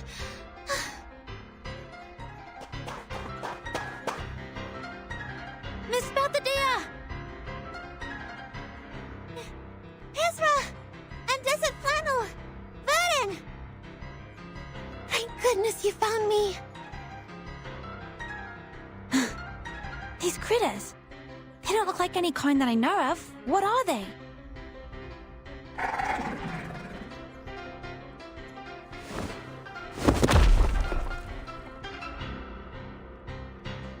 Is it? Oh, Jesus, I forgot to read. These critters are the guardians of the stadium. They, I can explain it later. We have to deal with them first. Little flame? Hey, what are you doing? The little flame floats leisurely towards the monsters. No time to hesitate. Protect Balthadia and engage.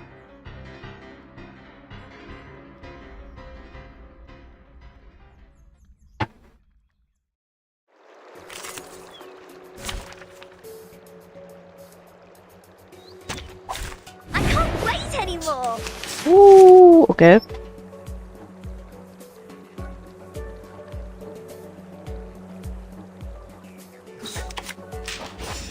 The puppy agreed with your decision. Fearless pain and knoweth regret.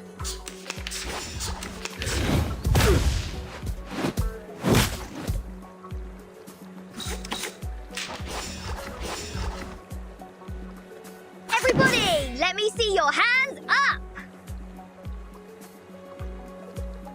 A tooth for a tooth. Left hand up. Now right hand up. Fearless pain and knoweth regret. Ouch. Still has a bit of HP. The puppy agreed with your decision.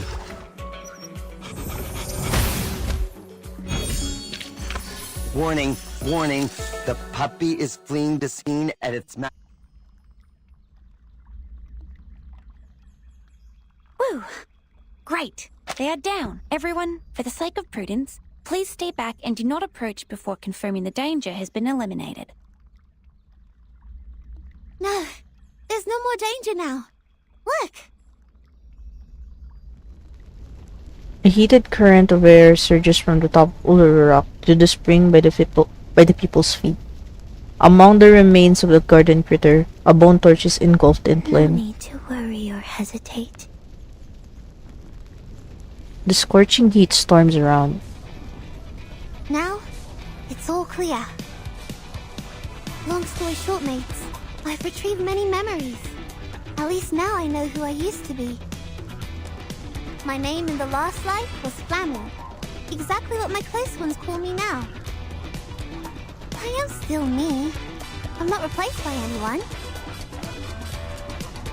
You are still you. Modern vision. This has never happened to any reincarnators as far as we know. That's because Flammy and I are very alike. And we both have the same duty on our shoulders.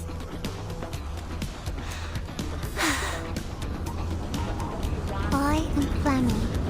I obtained the Uluru flame from the fire with my own hands.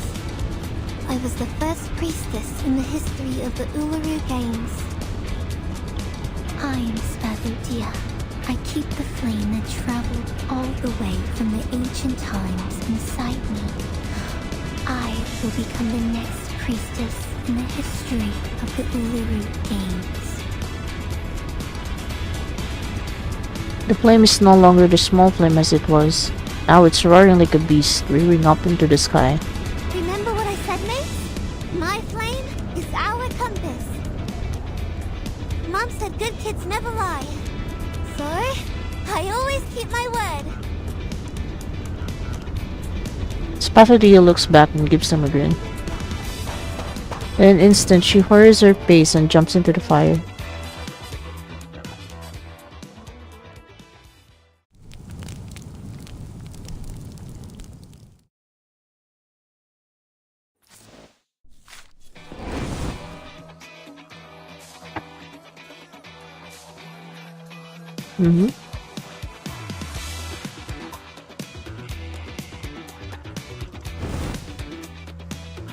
Of course, it's gonna be the event mechanic. Survival journey.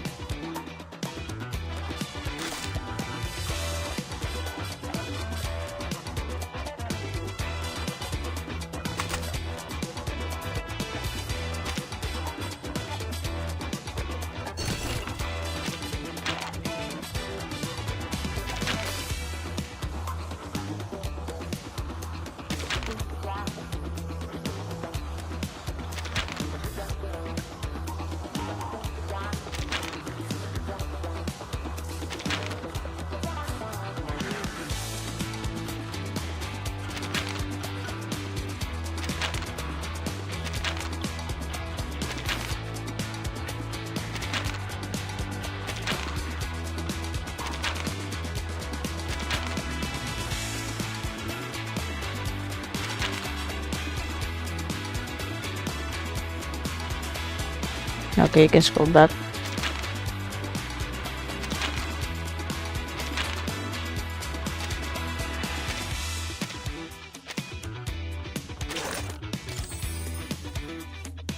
Yes.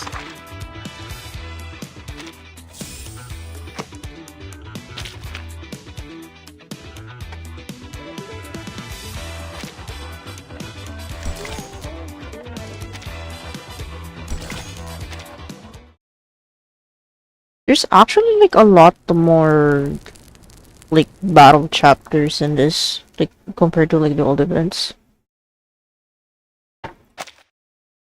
Or maybe I'm remembering, I'm just like trying to compare it from the Green Lake event.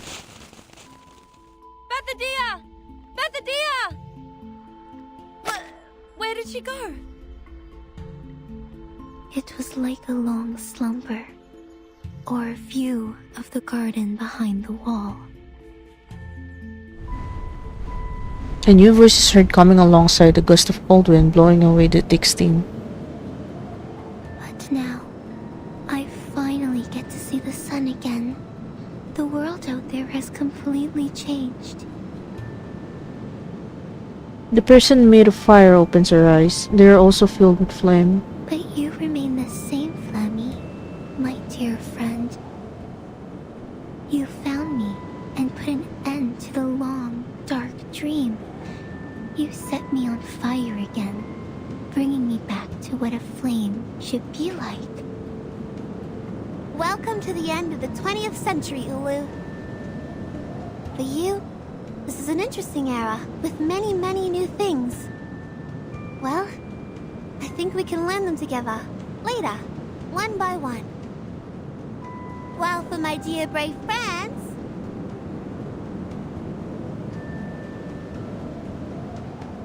welcome to the Uluru Games! My dear brave friends, The giant heavy gate opens with the wind blowing out from inside. Team members go through the gate one after another. Ezra, however, remains still like a statue. what are you waiting for? The conjuring of the entrance to the Uluru Stadium is sourced from a fantastic arcane ritual.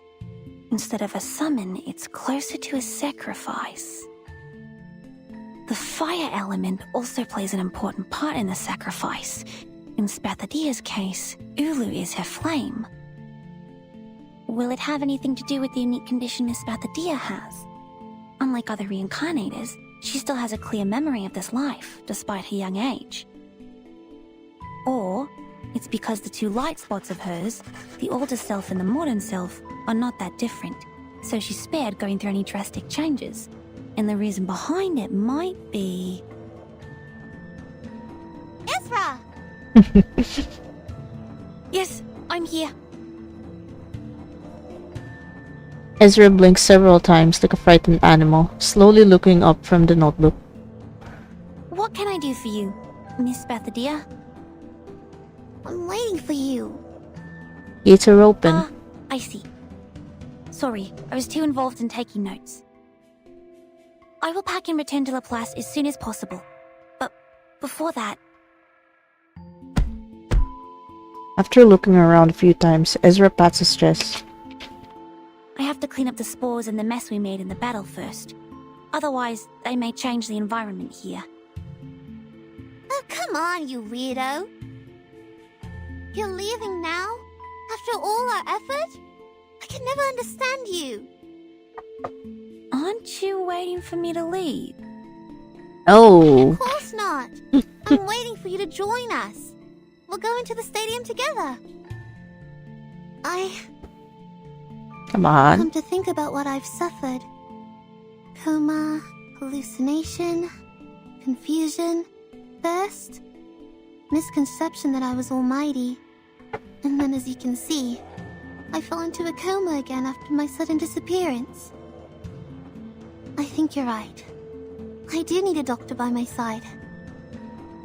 But mankind cannot enter the stadium.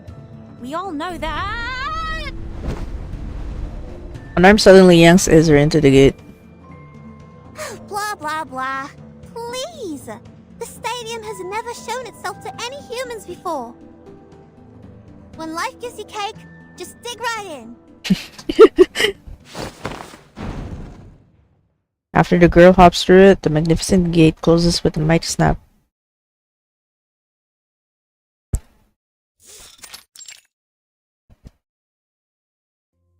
Struth! This is the Uluru Stadium? It's even more splendid than I thought. And more comfortable and pleasing. Comfortable and pleasing? I don't feel the same way as you do. Maybe it's because he's human. Ezra takes a few steps and matches them with deep breaths. Not in the sense that this place doesn't look beautiful to me. On the contrary, It's stunning. But physically, I don't feel anything special. Maybe because you're human. Hey, wait! Not so fast. Be careful! Miss Desert Flannel, you will fall! I won't! I won't!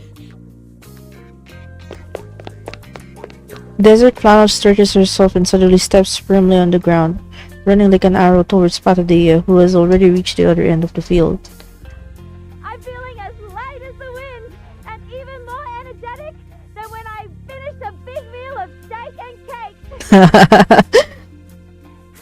I may fall anytime, anywhere, but not now, not here. This is exactly what Arcanus should feel. Ooh. Miss Ulu! Pardon me. May I call you that? Go ahead if you want, child. But of course, I would appreciate it if you called me madam, since I'm a few hundred years older than all of you. Besides, I am the most sacred flame of the games.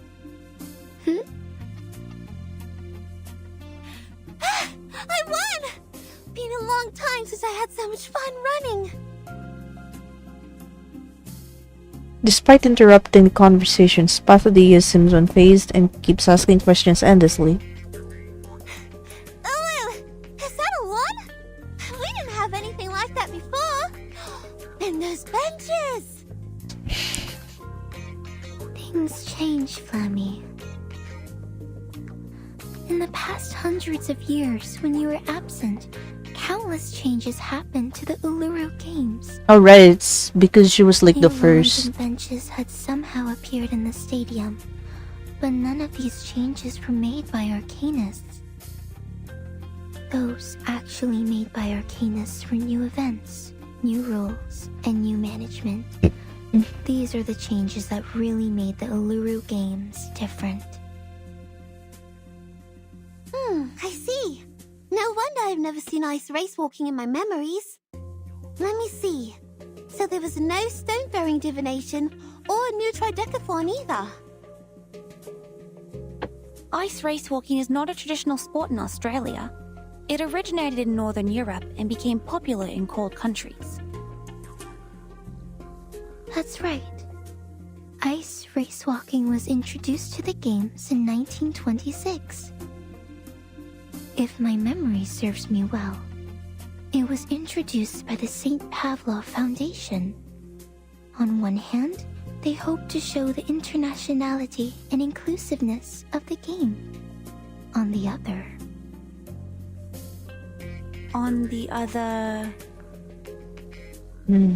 Well, it took the place of fire race walking.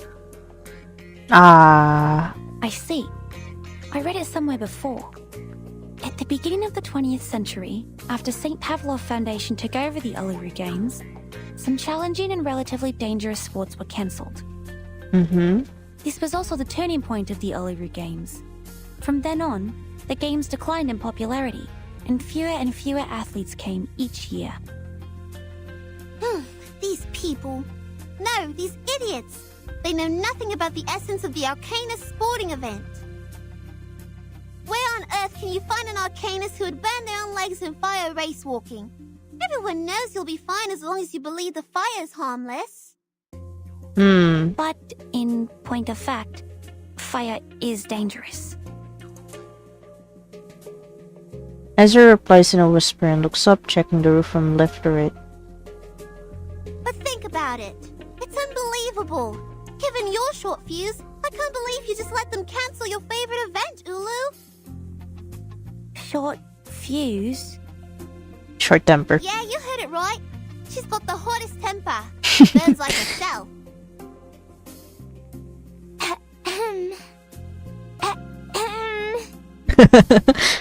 Things change, Femi. I have already spent over 1,000 years in this world. I'm no longer the young, hot-headed flame of your age. Even your grandmother should call me Grandma now. Grandma? So they can just take away your favorite event just because you're old now? I don't understand. Walking a few steps away, Spasadilla clenches her fist in anger. Anyway, Flemmy is back. It's time Arcanus took back the Uluru Games from the Foundation. Let's design a new list of events that fit real Arcanists. We'll start from fire race walking. There are woods here. Ula can start some bonfires with them. Will the Foundation agree to this? They seem difficult to deal with. It's hard to take it over from the Foundation. But if we have all the security-related facilities prepared and apply to host the event through Laplace Scientific Computing Center... Considering Spathadia's identity, we do stand a chance. But the paperwork we're going to deal with... Yeah, it's always the paperwork, bro. Come on! Come on! You're not supposed to talk about paperwork in the sacred Uluru Stadium. Instead of a bunch of weak office workers who would pant from climbing a few stairs, what I need is some real athletes who can help me complete the fire race walking. I don't mind whether they're cute or weird. I only need them to be energetic. This is the only thing we ask of athletes in this sport. Great idea, but the only inconvenience is that we are in the middle of the desert, a place where only flies visit. And as I checked my contact list, I saw only client, and client. The ordinary ones and the ones I once stood up. Where are we going to find athletes? Well, I happen to know many Arcanists who meet your need. And they happen to be here. Right now. What? What? How come I can't see them anywhere? This is awfully convenient. Why are you opening the suitcase? Are you gonna organize your stuff here? Oh. It's a house. Open the suitcase, place it on the ground, and knock on the edge. A knocking sound echoes in the black Anyone space. care to have some fresh air? The other three standing around the suitcase look more puzzled. Spasadilla tentatively opens her mouth but shuts it once again. Soon a clear clip-clop comes from the bottom of the suitcase. Hey, it's Darlie. The first thing they see is a silky shining horse with a mane fluttering in the wind. The fresh smell of grass with smoked fragrance. There is no doubt that it tastes better than gilded carrots. And look at this army of royal guards. Whoa. They must be here to greet the great Darlie Clatton. Royal Guard? What is he saying? No kidding. Is that giant creature covered with spikes his Royal Guard? More like the guard of the stadium, right?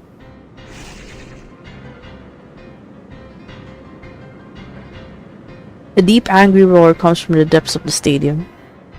That's the Thorny Devils, the enormous creatures born in the burning sand of the stadium. They used to be mounts for the players, but looks like they have forgotten their master after all these years of slumber. Enough talk. Let's put them back to dust and ashes.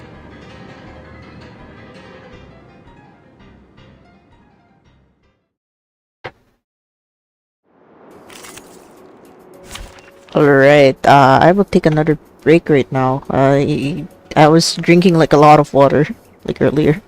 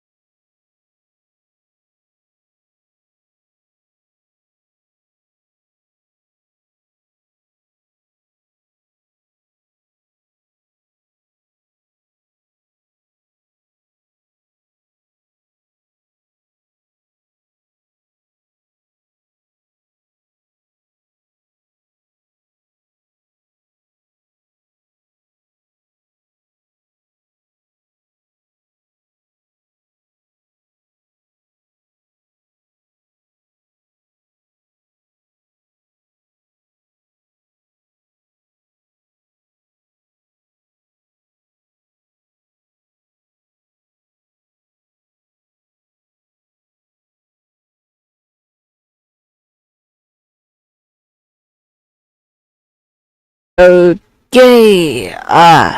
Shit. I'm bad. I'm bad.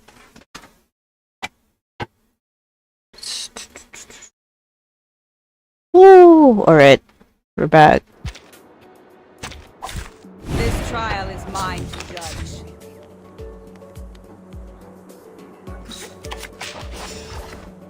They're just little games. A tooth for a tooth. Rock, rock, rock! Change the world!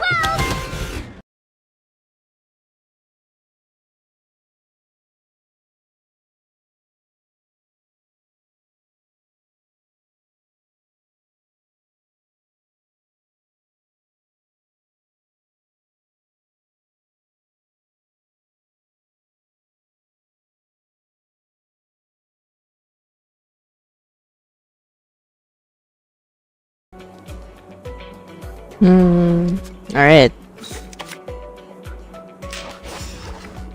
The puppy of...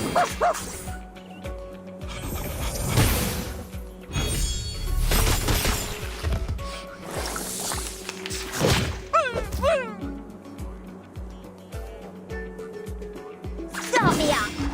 An eye for an eye. The puppy agreed with your decision. Left hand up! Now right hand up!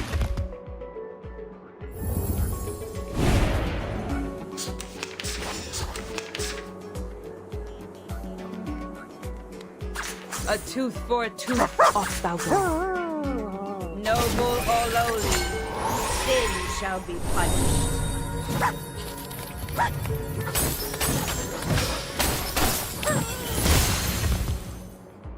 Thou shalt make an atonement for thy sins in full.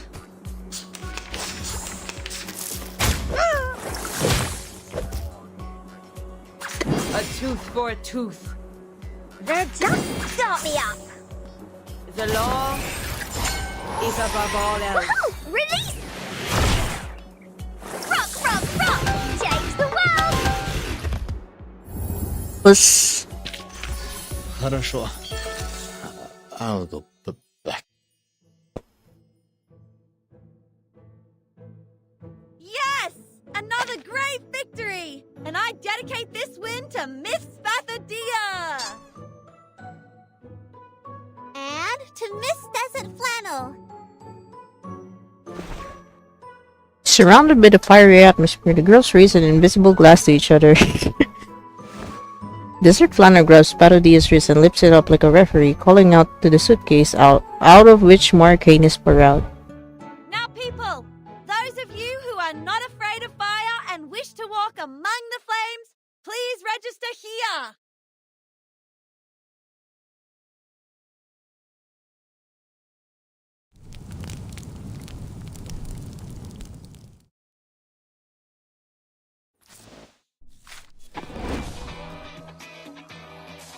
Oh.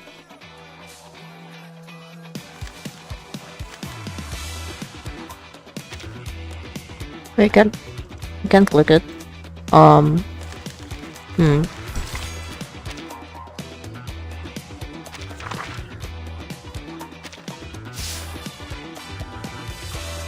of course it's here. Alright.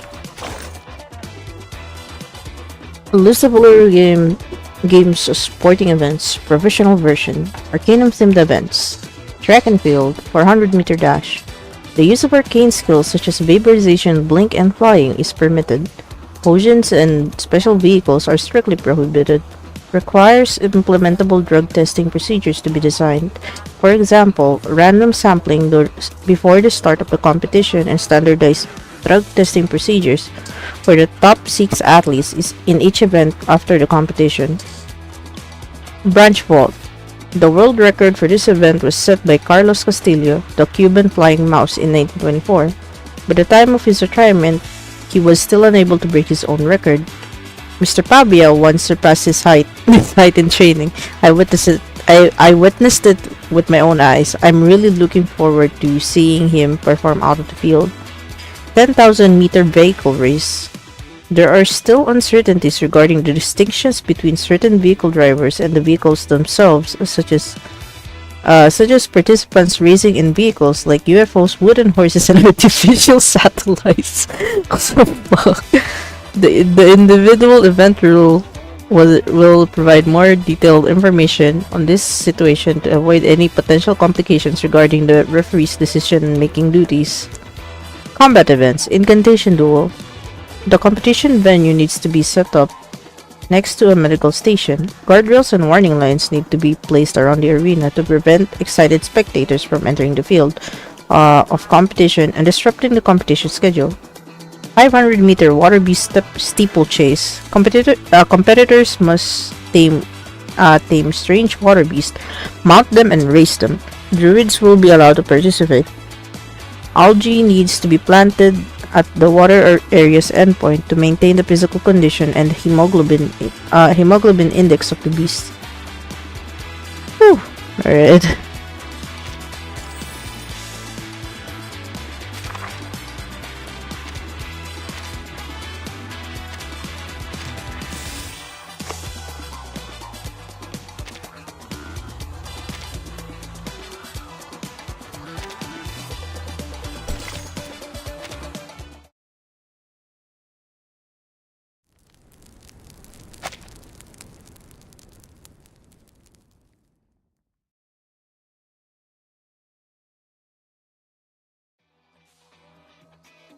Good, you're doing great! Faster! Higher! A grandma can be crazy about sports too. Give her time and she will burn like the sun. Yes! Ulu! You are exactly the Ulu I knew in my memory. Fire race walking. Operate 400 meters. Brent Vault and Melinji's Harvest. You've brought back so many old games. Oh, I have to go. The Bunny Bunny arm wrestling is about to start. Games after games, ideas after ideas. Both active and inactive arcanists find their own happiness on this field. Wow. The people are having a good time here. They are sweaty, but also delighted. I've never seen anything like this in Laplace. Once again, Ezra looks up at the shabby rooftop. As Miss Ulu said, this excitement comes from the stadium itself. Is this a recovery arcane skill that works on arcanists? Or a kind of cheering potion? No, I don't think so. It just smells familiar. Yes, right.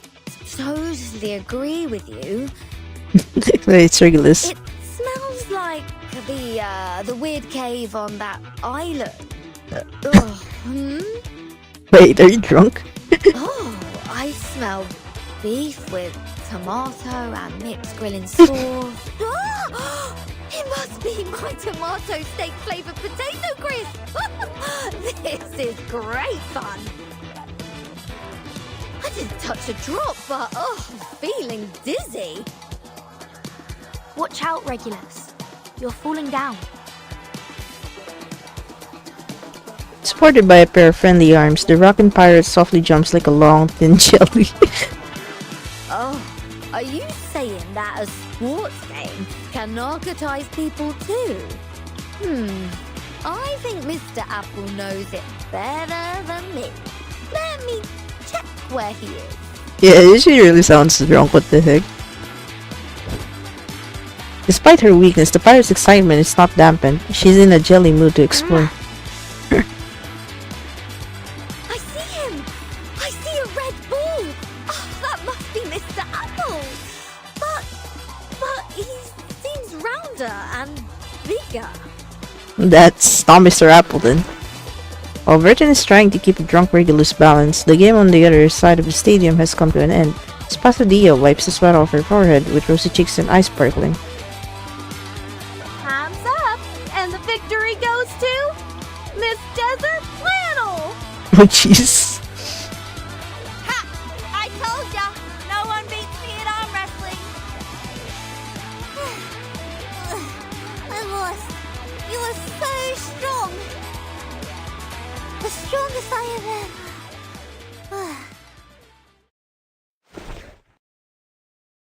Spasadia bonds up like a spring and immediately slumps down. Oh, she fainted again. Brother dear! You alright? Hey! Wake up! Go! Get me the wet towel!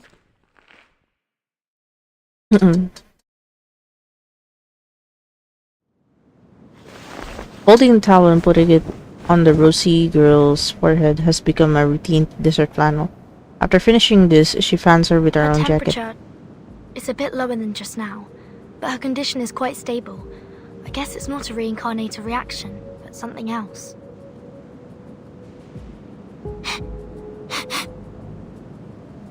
Is she alright? She feels hot, but not as hot as the horseshoe made of pure gold. I'm positive that she was once a lot hotter than your little hooves are right now. She was a walking fire that burned fiercely, the forest-destroying kind.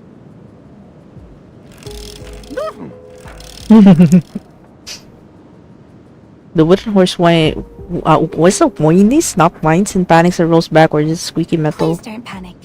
I have not observed any signs of a flame in her eyes or mouth. She's not ablaze again. Miss Desert Flannel, did she have any abnormalities before she passed out? Abnormalities? Some, I think. She waddled as if she was pissed and talked so loudly that anyone could tell she wasn't in a clear mind. Drunk. Clouding of consciousness. No, Regulus!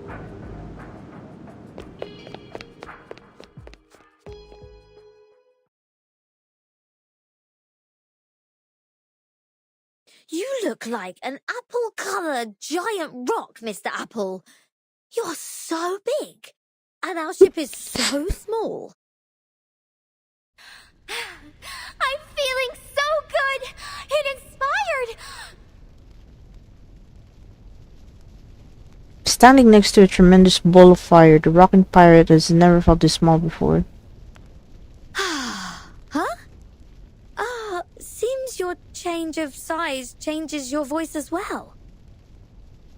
But since you get this huge, we can strike those old fogies in London like a meteor. On top of the world, there will be our flag of rock and roll. Come to me. I require the biggest hug. Oh, she's gonna burn herself. It's not a good idea to have any hugs with fire. Regulus! Oh! It's hot! It's burning! It's burning my hands! Because they are scorching, unstable, and fiery. Go beyond your limits! Your sweat is the best eulogy for the Red Land! That's Miss Zulu. She's out of control. Is this also a result of the stadium's power? There's something under the stadiums and the Arcanus. Miss Regulus, be careful! The fireball grows bigger and bigger. Bunny runs into Regulus and grabs her sleeve. Oh, I'm so tired. Let me take a nap. And she goes down. Regulus? Regulus! Oh dear, don't pass out now! I'm getting you out of here. Just a sec.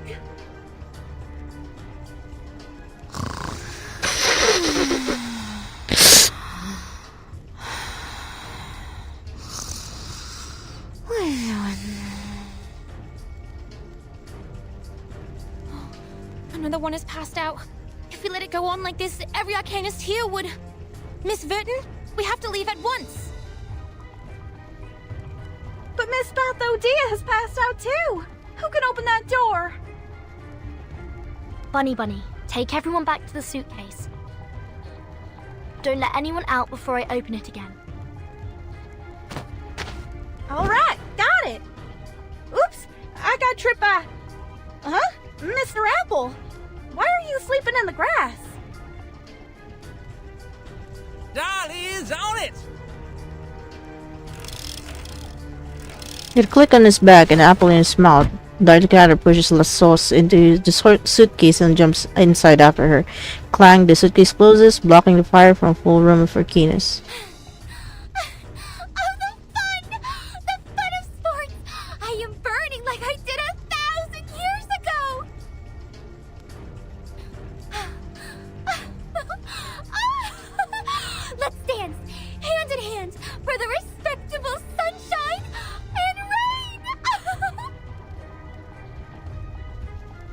Fire is always scorching, not to mention the Uluru flame, which has been burning for 1,000 years.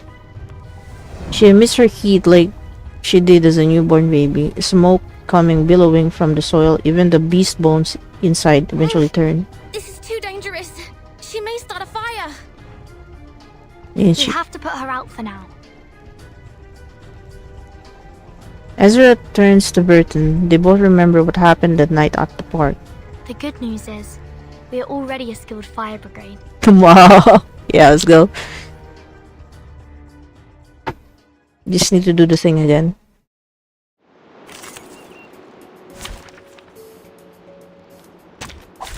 The puppy wishes to come along. This is boss Uluru? Oh, giant Uluru, okay.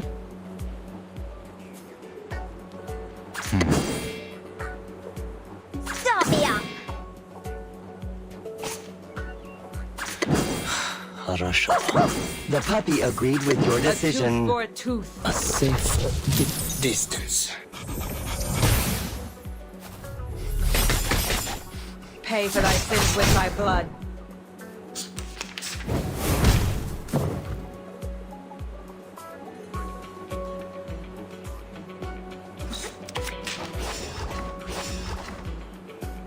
They're just little games.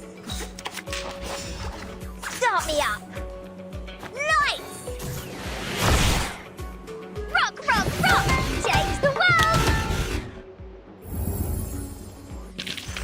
Warning, warning. The puppy is fleeing the scene at its maximus.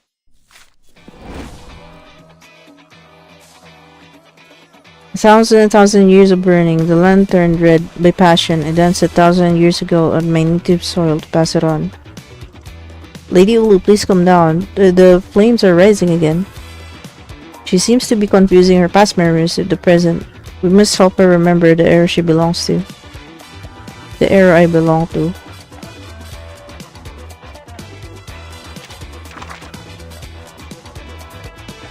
Hotspots exploration can under basis of just reversing internet.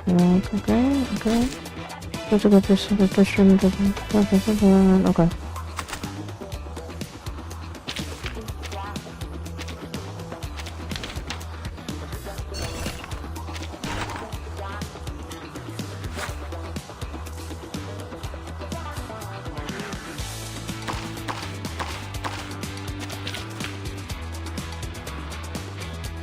Just wait for 8 seconds.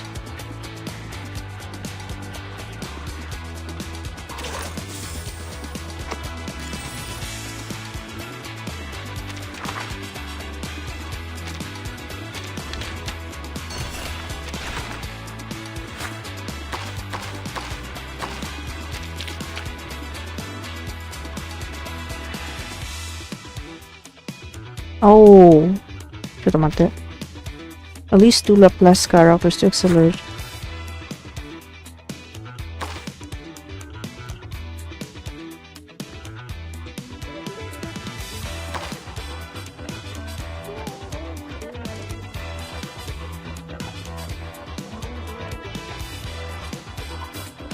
Actually, I forgot which characters are like with Laplace.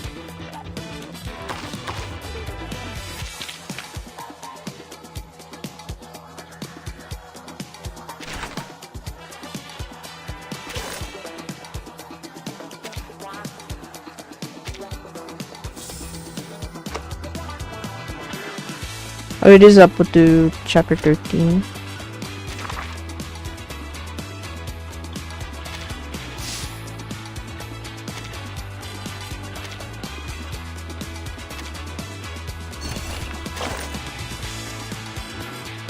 A list of accompanying sprays. Emerald Tranquility Spray. Formula.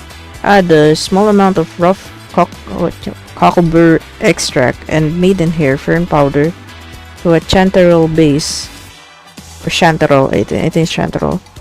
The soluble green pigment in the rough cocklebur's fruiting body gives the spray a bright green appearance, and its smell also helps to mask the slightly bitter taste of the maidenhair fern powder.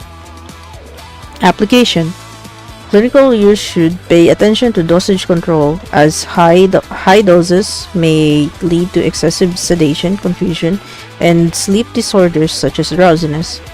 The spray is also often used in specific spiritual rituals to achieve the purpose of deep meditation and relaxation. Being highly compatible, the addition of other nutrients can be considered according to the circumstances of usage and the patient's metabolic level to enrich its functional effects. Umbrella jelly fungus diagnostic spray formula. The spores of umbrella jelly fungus are used as the main raw material. A suitable amount of lavender essence is also added to the formula. The fruiting body of umbrella jelly fungus contains fluorescein, while the aroma of the lavender can soothe the patient's stress. Application. The spray forms a layer of biofilm on the cotton filter, which generates a color reaction with the patient's exhalations. After chromatographic analysis, the patient's physical condition can be preliminarily identified, providing benchmark data for subsequent diagnosis, treatment, and observation. Commonly used in children, pregnant women, and patients with limited mobility due to trauma. Kangaroo foam. Oh, it's the fire extinguisher. Kangaroo foam number 3, fire extinguisher. Usage method: open the safety valve, align with the source of the fire, and press to spray. Foam will quickly form a mob of kangaroos to isolate the oxygen and extinguish the fire. Composition: each foam kangaroo is milky white in color and composed of small bubbles. Each charming kangaroo structure constitutes a complete bubble membrane. The foam kangaroo targets a fixed point at the flame's edge, thus making it suitable for indoor fires and complex building structures. Iterations: the Kangaroo Foam number 3 fire extinguisher is a standard public safety implement of the Australian branch of Lapis. The Kangaroo Foam number 3 fire extinguisher demonstrates major strides in innovation with regard to the appearance of its foam kangaroos, to avoid any risk of copyright infringement in the previous version. Compared to the previous versions 1 and 2, there is no significant difference in functionality.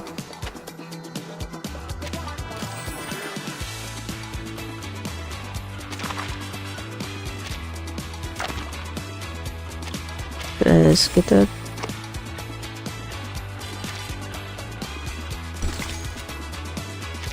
They're in the suitcase now.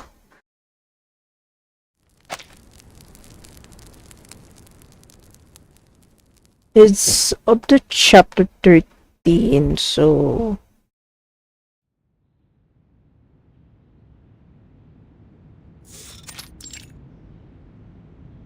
you can finish Desert it. Flannel's dizziness is in remission. She's already well enough to deal with her business on the fax machine. Will it do harm to her physical condition? Miss Desert Flannel is only experiencing a very mild reaction. She can move around freely and it is recommended for her to do so. Miss Bathadia, on the contrary... she's not even awake. No. But her body temperature and her arcanum level are getting stable now. She should wake up any minute. Is it because she took part in too many events in the stadium? That's right. She has to stay in bed for the next 3 days. As well as Ms. Regulus and Mr. Apple. I have asked Miss Bunny to send them the medicine. If everything went well, they should have woken up by now. Dr. Ezra, I'm back. The bunny girl pops out from between the crack in the door. Both Mr. Apple and Miss Regulus are awake now, so I gave them some medicine. But Miss Ulu is still in a coma. Don't worry. Miss Ulu is different to the other unconscious arcanists. She was weakened by the long sleep, while the other arcanists lost consciousness because of external factors. Look, this is their physiological data in the last 3 hours. Many arcanists have told us that their physical abilities were improved as they entered the stadium. They felt they were in a refreshed state, like they had a good sleep or rested properly. Hang on, I want to recheck the logs again. Oh, doctor, alright. But after they competed in 4 to 6 different games, or the average sporting time exceeded 3.5 hours, they would feel dizzy, as if they had consumed too much alcohol. And these symptoms were relieved soon after they left the stadium. Ah, you mean people are in oblivion because of that stadium? Looks like it. If that place, is it possible to hold the games again? I think this is why in the past, athletes were only allowed to compete in 3 different sports. As long as we stick with the same rule, the safety of our athletes shouldn't be problematic. Oh, I got it. So this place is just as safe as the club I work in. As long as we ain't breaking the rules, nothing will happen. Like how the bodyguards and I take care of our club, the rule and special medicine made by Miss Ezra will protect the Uluru Stadium. Oh yeah, there's what they're looking for. Miss? I knew it. Oh? What's wrong, Miss Ezra? It's funny. But you see, I'm not a miss. He's a boy. Huh? Bunny slowly tilts her head. You were funny, Miss Ezra. Please stop teasing me.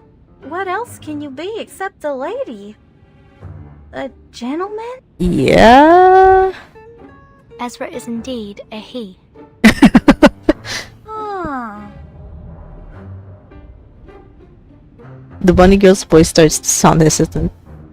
A he? Ah, Miss Pathadia, you're awake. Here, take this water and the nutrition supplement capsule. No! No! Spathadia, hands trembling, pushes away the pills and water. You're a boy? When did you turn into a boy? Yes, I'm a boy. I was a boy when I was born, and I have been that way since. What? Wait. What? Why did you lie to me? Why did you say you were a... Wait. You never said you were a girl. Yes, correct. Wait, Miss Pathadia, please don't grab me so tightly.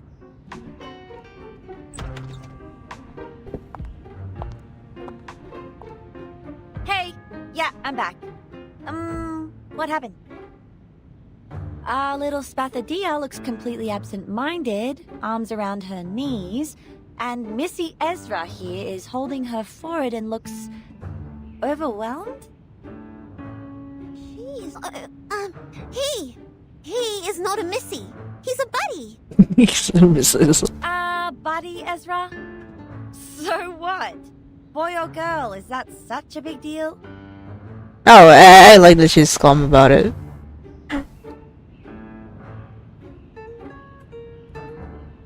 Nothing is more important than this. Dear Miss Verdon, I am glad to hear from you. No, not that one. That's for Verton. From some guy called Slouch Hat. Wow.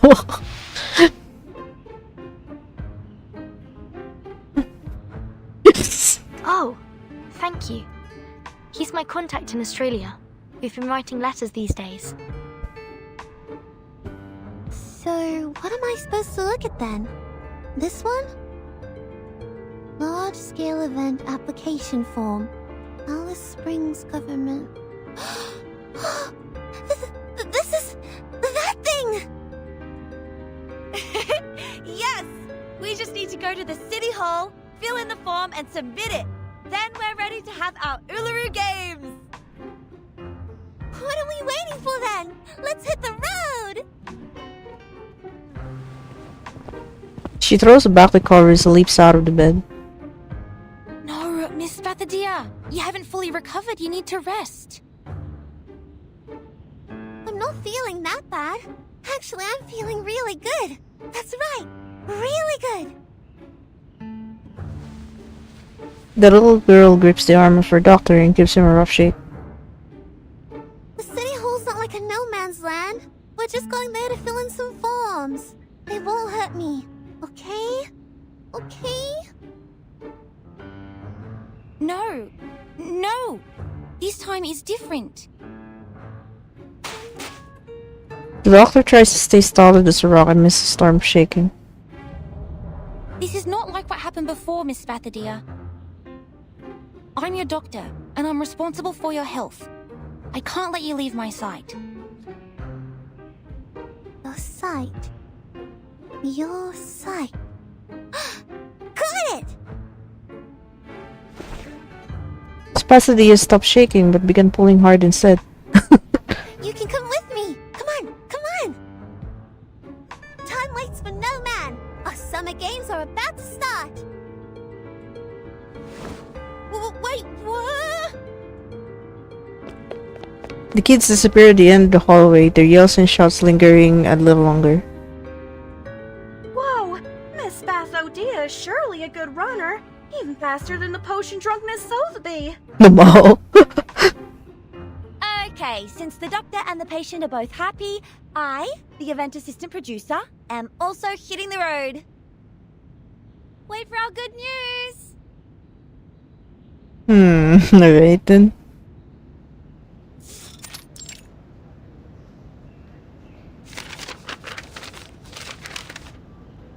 What are these? And this? Look, I know English, but I don't understand any of the things written here. Oh, What is Northern Territory Event Security Law? Oh, and what is Type 3 Field Safety Certification? I think I'll just go with C here for event types. That's what looks closest to the Uluru Games, since they are both two-word phrases. Maybe let's just go with that one. I always go with C when I have no idea what I'm reading. This is not a test. This is a good categorization for the filling for filling. Mass event application, fire escape plan.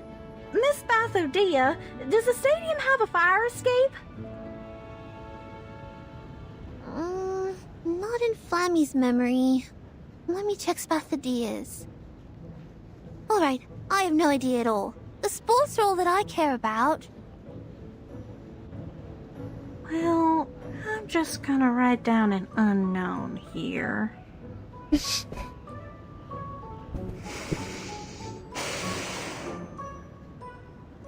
You... How are you, my grumpy little friend? Finally made up your mind to help?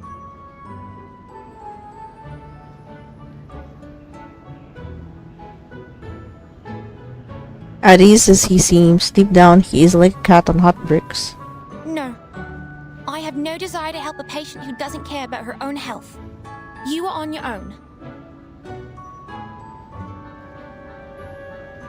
City Government Service Centre, District B, Window 13 at your service.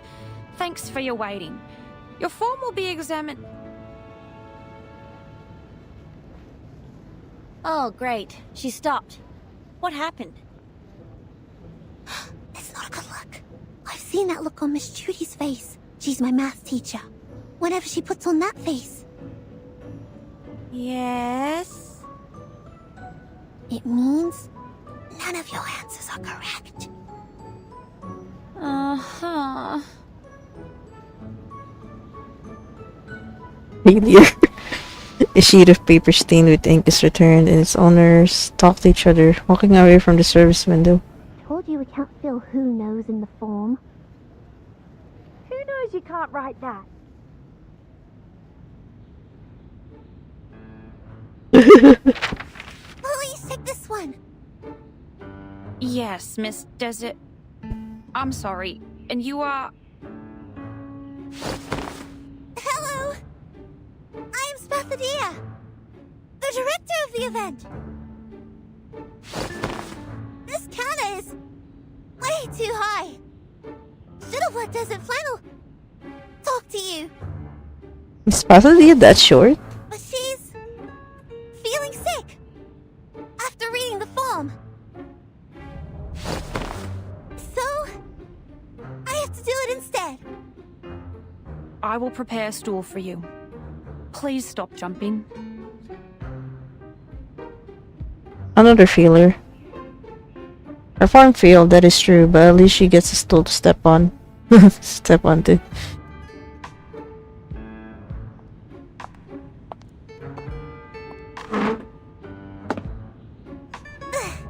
Yes! With this stool, I don't have to jump up again and again. Here's the form we revised. Please check it. All right. You've submitted the Arcanist Gathering Registration Form, the Mass Events Application Form, and the Desert Areas Gathering Application Form. Your application will be in the approval process very soon. Gosh, yes! I'd go crazy if I had to fill them in again. I've never experienced such pain. We cried on each other's shoulders several times. Same for me. I'm sorry? It's nothing. But please take a look here at the second half of the sports game process and events application form. Most of the events of your application have been confirmed, not approved. If you want to add them to the Uluru Games, an independent application for each event's security permissions is required. How can I get the permission then? Forms, more forms, indigestible forms. You need to fill in these forms and take live photos for the events you want to apply for. What a miserable piece of news.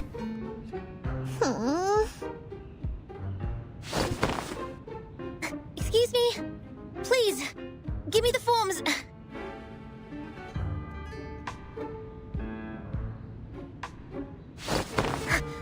I'll take care of them. Let the girls leave and rest. Ezra! All the miserable tears suddenly change into tears of joy. She gives him a bear hug. Gosh, that's so kind of you. You are the kindest person of all the kind people I know. Thank you, Ezra. I can't promise I'll stay in bed for the next 3 days, but I'll take the medicine in time. No hesitation. No worries, Spathadia. I've also learned something today. The little researcher helplessly smiled, his face pale. That is... It pains me more to see people suffer than to endure my own suffering. I'd prefer to give them a hand. Please, leave the paperwork to me. I can jump to reach the counter. Stool.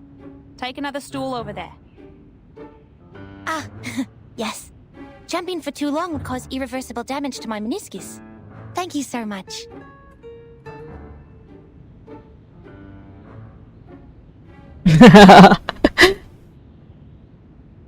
The reception is so tired of the bullshit. The games in Flammy woke me up when I was still a small flame a millennia ago. They made me fanatic and crazy. How amazing, my young friend. I'm just like the present me when I talk to you. What do you mean, the present me? An old flame that has been burning for over 1,000 years. You are smart, and your ideas are fun. I've been paying attention to you when I was still a small flame. Looks like you have a lot of expectations for the Uluru Games. Sometimes it feels like you care about the games even more than Flammy does. I do have hopes for it. My wish to revive the games is stronger than Ezra's, and my expectations for it are higher than Spathadia's. After all, we're in a different age now, which means we can achieve much more than a sports game. But to be honest, I'm impressed by Miss Spathadia's energy and passion for all these. She's... Huh? Who are those people by her side? The little girl excitedly walks on the sand, her hands waving in the air and pointing each part of the spaceport their usages. Behind her, an engineering team follows. From here to here. I want to build a neat entrance here. I also need a kiosk and a fridge with drinks. Okay. Our engineer will bring you the suitable sample materials before tomorrow at 5 p.m. You can make a choice then.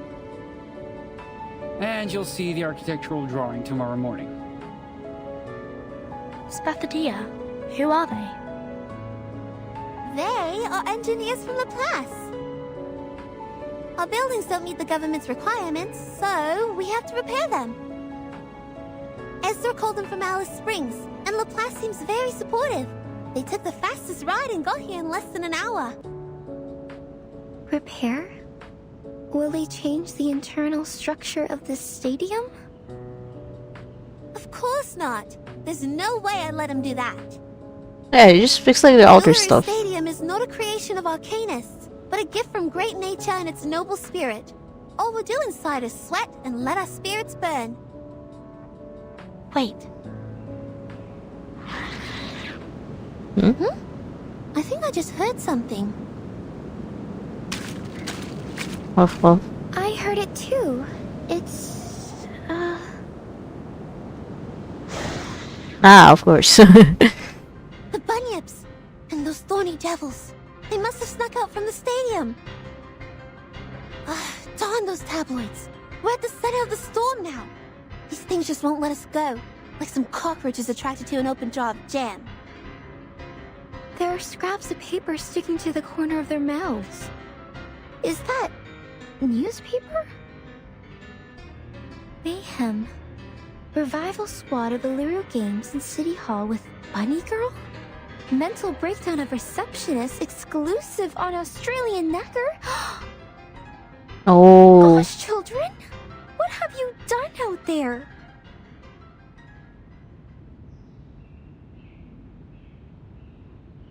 The rumors like spread even more.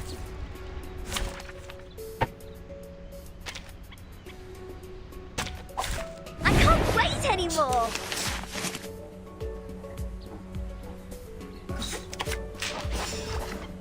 The puppy agreed.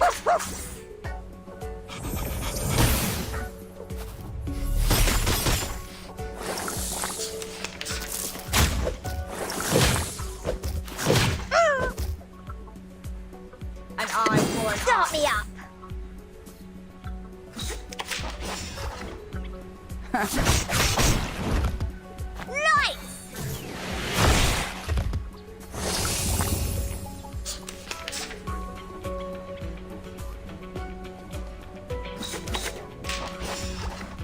The puppy agreed with your decision. A tooth for a tooth.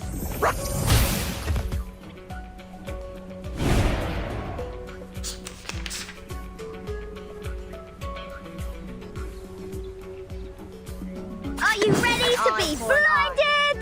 They're just little games. Are you ready to shake?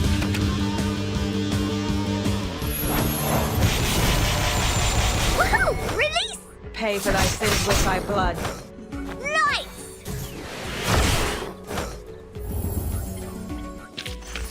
Using troops.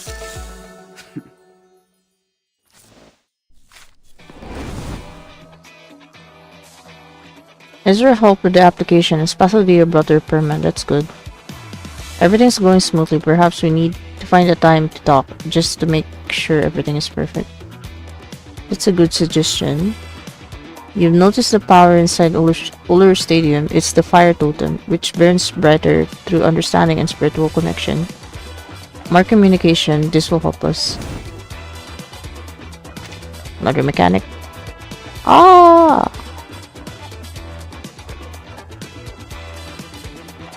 Okay.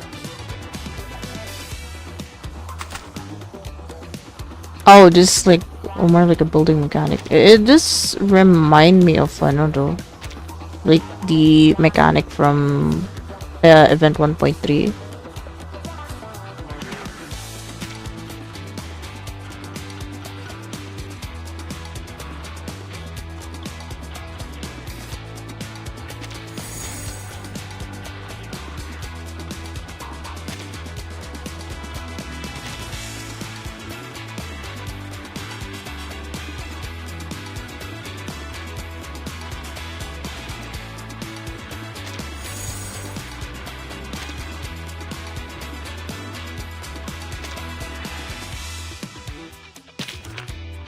Yeah, I don't have an eucalyptus pod.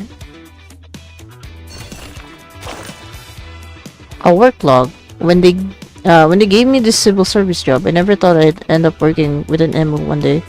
Or perhaps I should say that when I was drowning in those irrigation project application forms I couldn't finish last month, there are always so many applications I can simply finish. I never thought an MO form of pixels would be any of use to me. But Floppy really is something else. I'm not even sure if that's its name. I just heard the girl with the ponytail call it that. It's quiet, strong, and has a strangely trustworthy air about it. So when I noticed it flipping through unapproved forms and trying to help with them, I didn't think to stop it. To be honest, and I'm not sure if I'm just imagining things, but I think I can sense an aura of guilt radiating from Flappy. It's like the kind of guilt a mother clad in a polka dot skirt feels after her child's soccer ball smashes through a glass window. The sense of guilt felt by a grandmother wearing a woolen beret after her grandchildren ride their bicycles over a beautiful flower bed. Anyways, I can always count on it to bring me a basket of golden apples, appearing at my door, then bowing down all the way down to the ground. I know this seems a little over the top, but whether it's true or my imagination, I managed to calm down the revival squad formed by those rambunctious children. God dang it, I don't know how to pronounce that word. Oh, that's right, I mustn't forget to return Kate's backpack. She left it at my house when she came to the housewarming party earlier. She took her sick leave immediately after and won't be at the office for 2 weeks straight. I saw her today. She looked good and seemed to be participating for an interview. It's strange. Who would want to interview a civil servant? Maybe I should ask her next time I see her.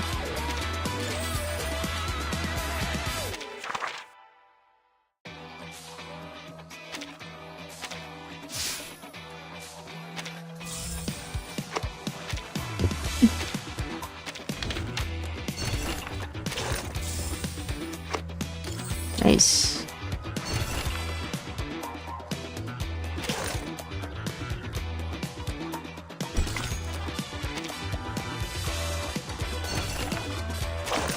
Okay, so that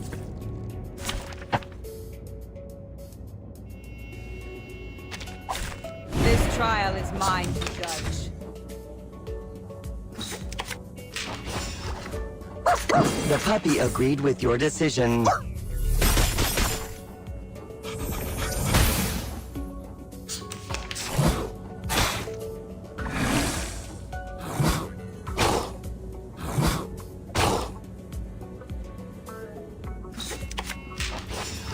They're just little start me up.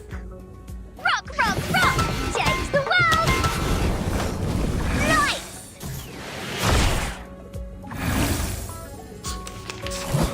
Ugh, don't touch my bag!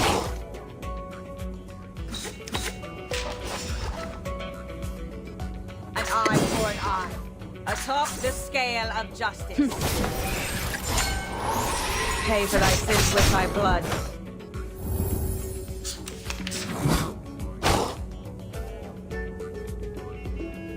Off thou go.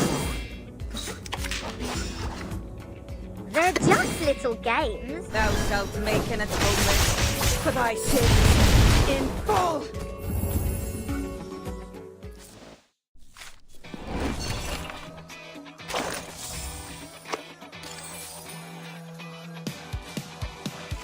okay. What else are we missing? 12 hours. Oh shit. 2 characters with healing abilities accelerate torture relay speed. That would be... Wait, where's it? Source? I can also dispatch balloon party.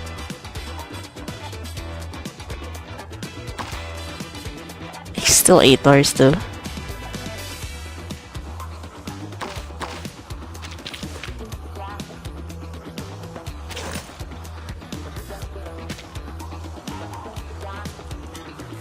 Okay, still need to work with that one.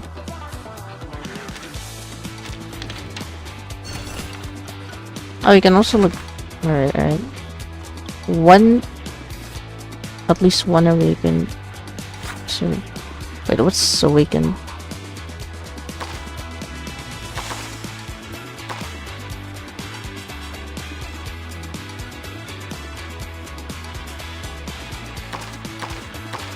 I guess I'll try to like just figure out if I do have like a character like that. Oh, okay. It's Mr. Apple.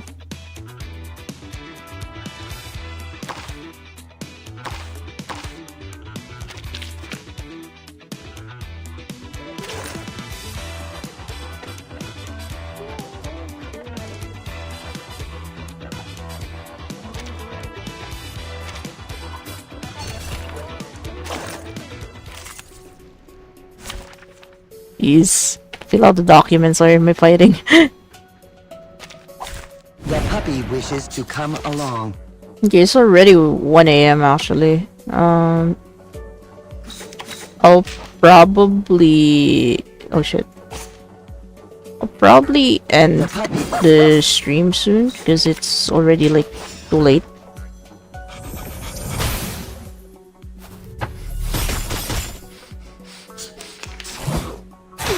Peace and love! Peace and love! An eye for an eye. A tooth for a tooth. Stop me up! The law is above all else that I sin with my blood. Right!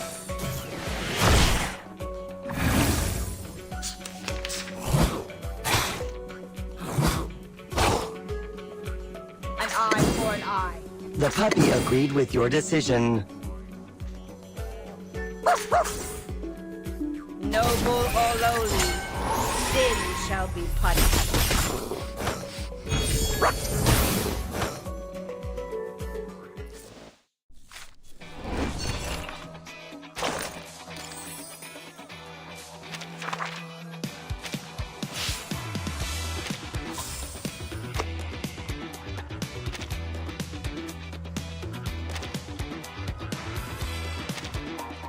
Okay. The fire totem explodes. It's just under. The fire totem is under so all enemies. Take this one.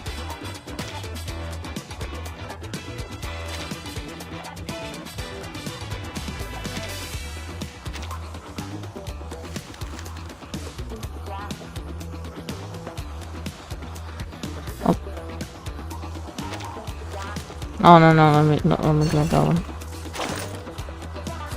The Nagor Weekend Special exclusive expose. Revival Squad and Bunny Girl cause commotion at City Hall. The civil servants suffer mental breakdown due to extreme intimidation. The Uluru Games are on the verge of revival, igniting the flame of competition and arcadeness everywhere. I'm sure many of you have heard the news already. Perhaps you've even passed by the Revival Squad in the street. Led by the precocious female student, and needless to say, everyone is very curious about them. They are, of course, a Flame, a 9th grade student, a fungus researcher, and a prominent public figure backed by the entire St. Pablo Foundation, making for a motley crew fascinating enough to make anyone's heart burst with excitement. Just like the Bunyips, who have been lurking in the city's dark alleys recently, these denizens of society's dark underbelly have crawled out of the sewers and thrust themselves into the spotlight, and are fast captivating the entire nation's imagination and attention. Following closely behind the bunny girl, a mad scientist, giant brown mushrooms, and pixel emu in tow, does the Melbourne shuffle by the fireside. Where could you possibly hope to see such a scene in a science fiction movie? At a circus? In your dreams, perhaps? No, this all happened at Alice Springs City Hall. The scene of pure absurdity was also the first impression by a bystander who has asked to be referred to as Miss Kate, head of the Revival Squad. We have undertaken all manner of large events and functions, all on behalf of guests with etiquette and a sense of propriety. God dang it. All the reading is making my Making my tongue stiff or something. But they're just too much. Oh my goodness, my upbringing doesn't permit me to repeat the things they did. Please understand. The aforementioned chaos wrought by the revival squad was completely destroyed Miss Keats' day. When recounting this experience, she choked back tears multiple times and even broke out incoherent sobs. Did I say subs? I mean sobs. Let us return to the glorious event and reflect on what our ancestors had to say about the Uluru Games. Do we really need these games, or did someone tell you that you need them to awaken the love for sportsmanship and fair competition lying dormant in your heart? What is the point of them? Selling tickets? Is this just another case of sensationalism gone mad? Go and take a look at the page you just tore out of your calendar this morning. As we stand at the end of the century, who truly wishes to exhume those long dead and decadent traditions once again? Those whose pockets are being lined with the money from these tickets that seem to be on sale everywhere you go. Yes, we have all the answers you've been looking for. Reporter Macower Nagger Weekend Special Edition number 136. Australian Nagger, your personal private eye.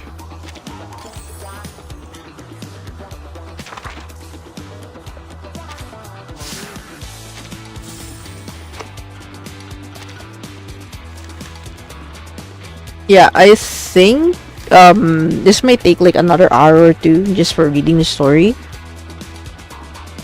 It's like I don't know if it's me or was like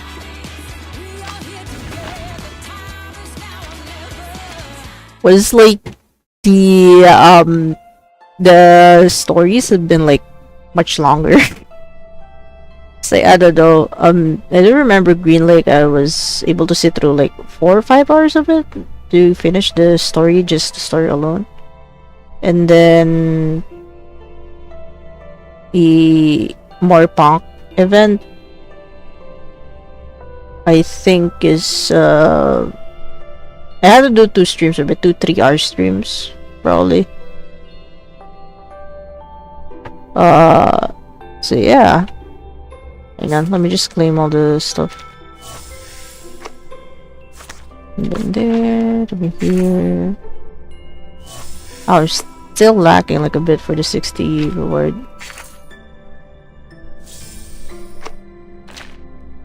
I do it to 600. Yeah, I don't think I'm gonna summon. It's like the good thing about.